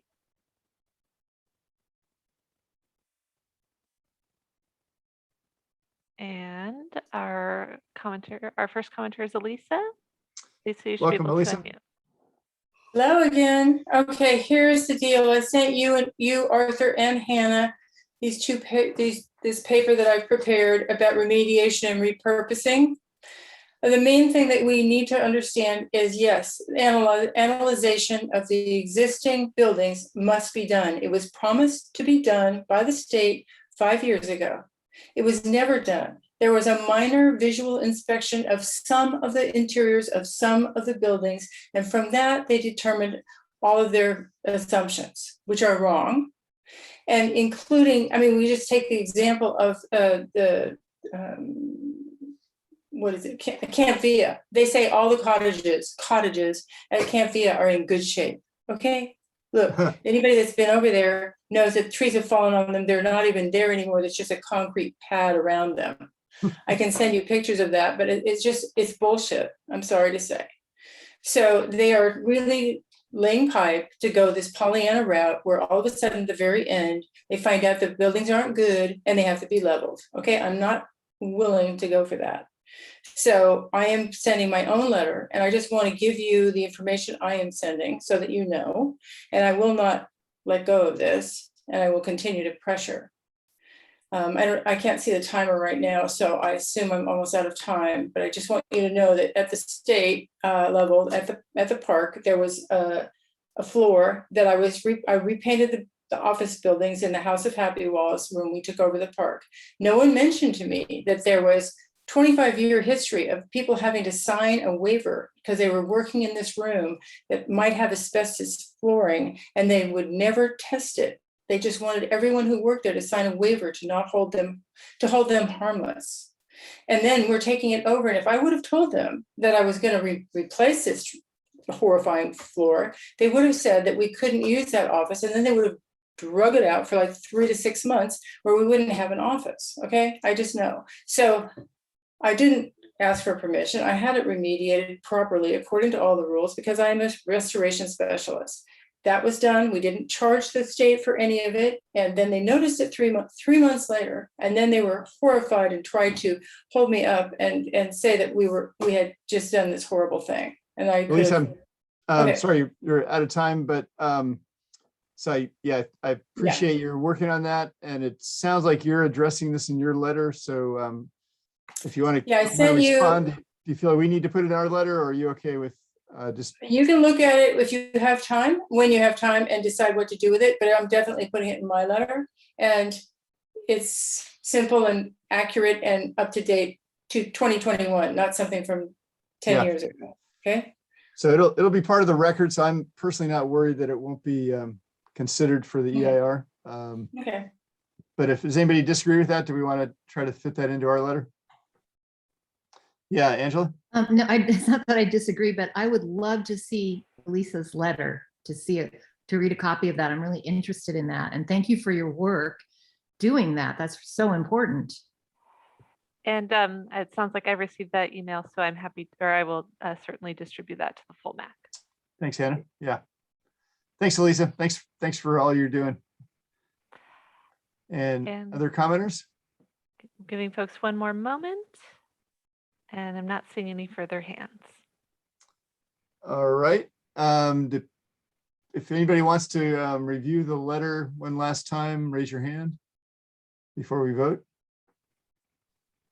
Okay. Through the chair, just in terms of process, adding in Councilmember Newhouser's comments. I don't quite have those yet, but if they're not going to change significantly from what was read into the record, we can add them in after the fact.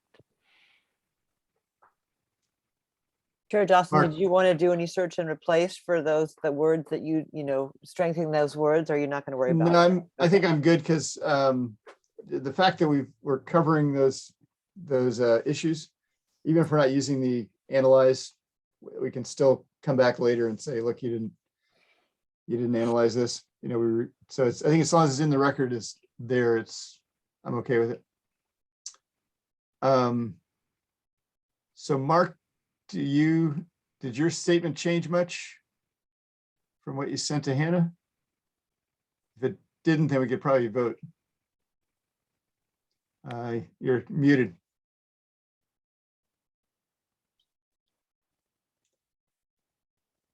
Mark, you're muted.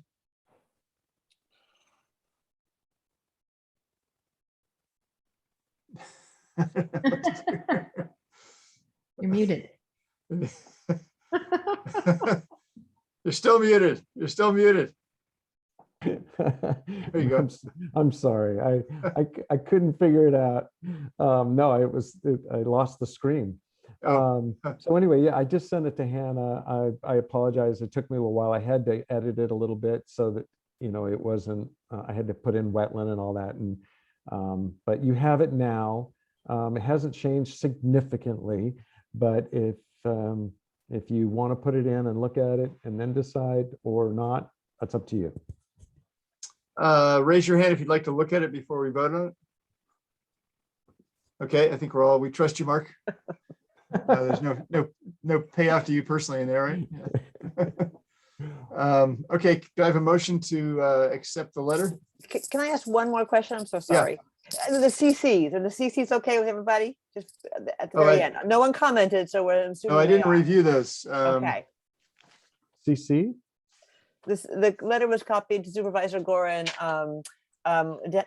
Dennis Wick, and I think Rajiv Bhatia. That was just kind of random. We just thought those would be appropriate, but if there's anyone else or we want to not do that, let me know. Or I did see those. Yeah, I thought those were good. Do we have Brian O's on there? Well, here's the letters to him, actually. Oh, that's right. You're right. Yeah. Yeah, I don't see a reason to send this to the other supervisors. They're not the planners. Yeah, Angela? Well, I'm just wondering, I mean, this might be really out of bounds, but I'm just wondering if the community at large that isn't able to come to the meetings might like to see it, and you could CC it to the Kenwood Press. Or if that, we could. I'm not sure if they would. This is a little bit of a different beast than that first letter. Yeah, so I'm not sure if they'd consider this publishable material. per se. I mean, Tracy might write about it, and that would probably be the best way to have it distilled down into something that Yeah, that's a good idea. most people can digest. It also becomes a part of the public record for the project. Yeah. Yeah. All right. Do I have a motion to accept the letter and Just a with quick the comment. changes? I think you might want to change that italicization of the your signature there or your title at the bottom. Other than that, it looks like it's ready to go. Yeah, Let's that's see. a placeholder. There's no room for Arthur's signature there, so we need to fix Yeah. that. Yeah. Oh, I see. Yeah, Hannah will give me a final version tomorrow. I'm guessing that's, you know, perfect. all A motion to approve. fully cleaned up. I have a second for the motion to approve the letter. Oh. All right, second, all in favor of the letter, raise your hand. Aye. Anybody not in favor, give us a thumbs down.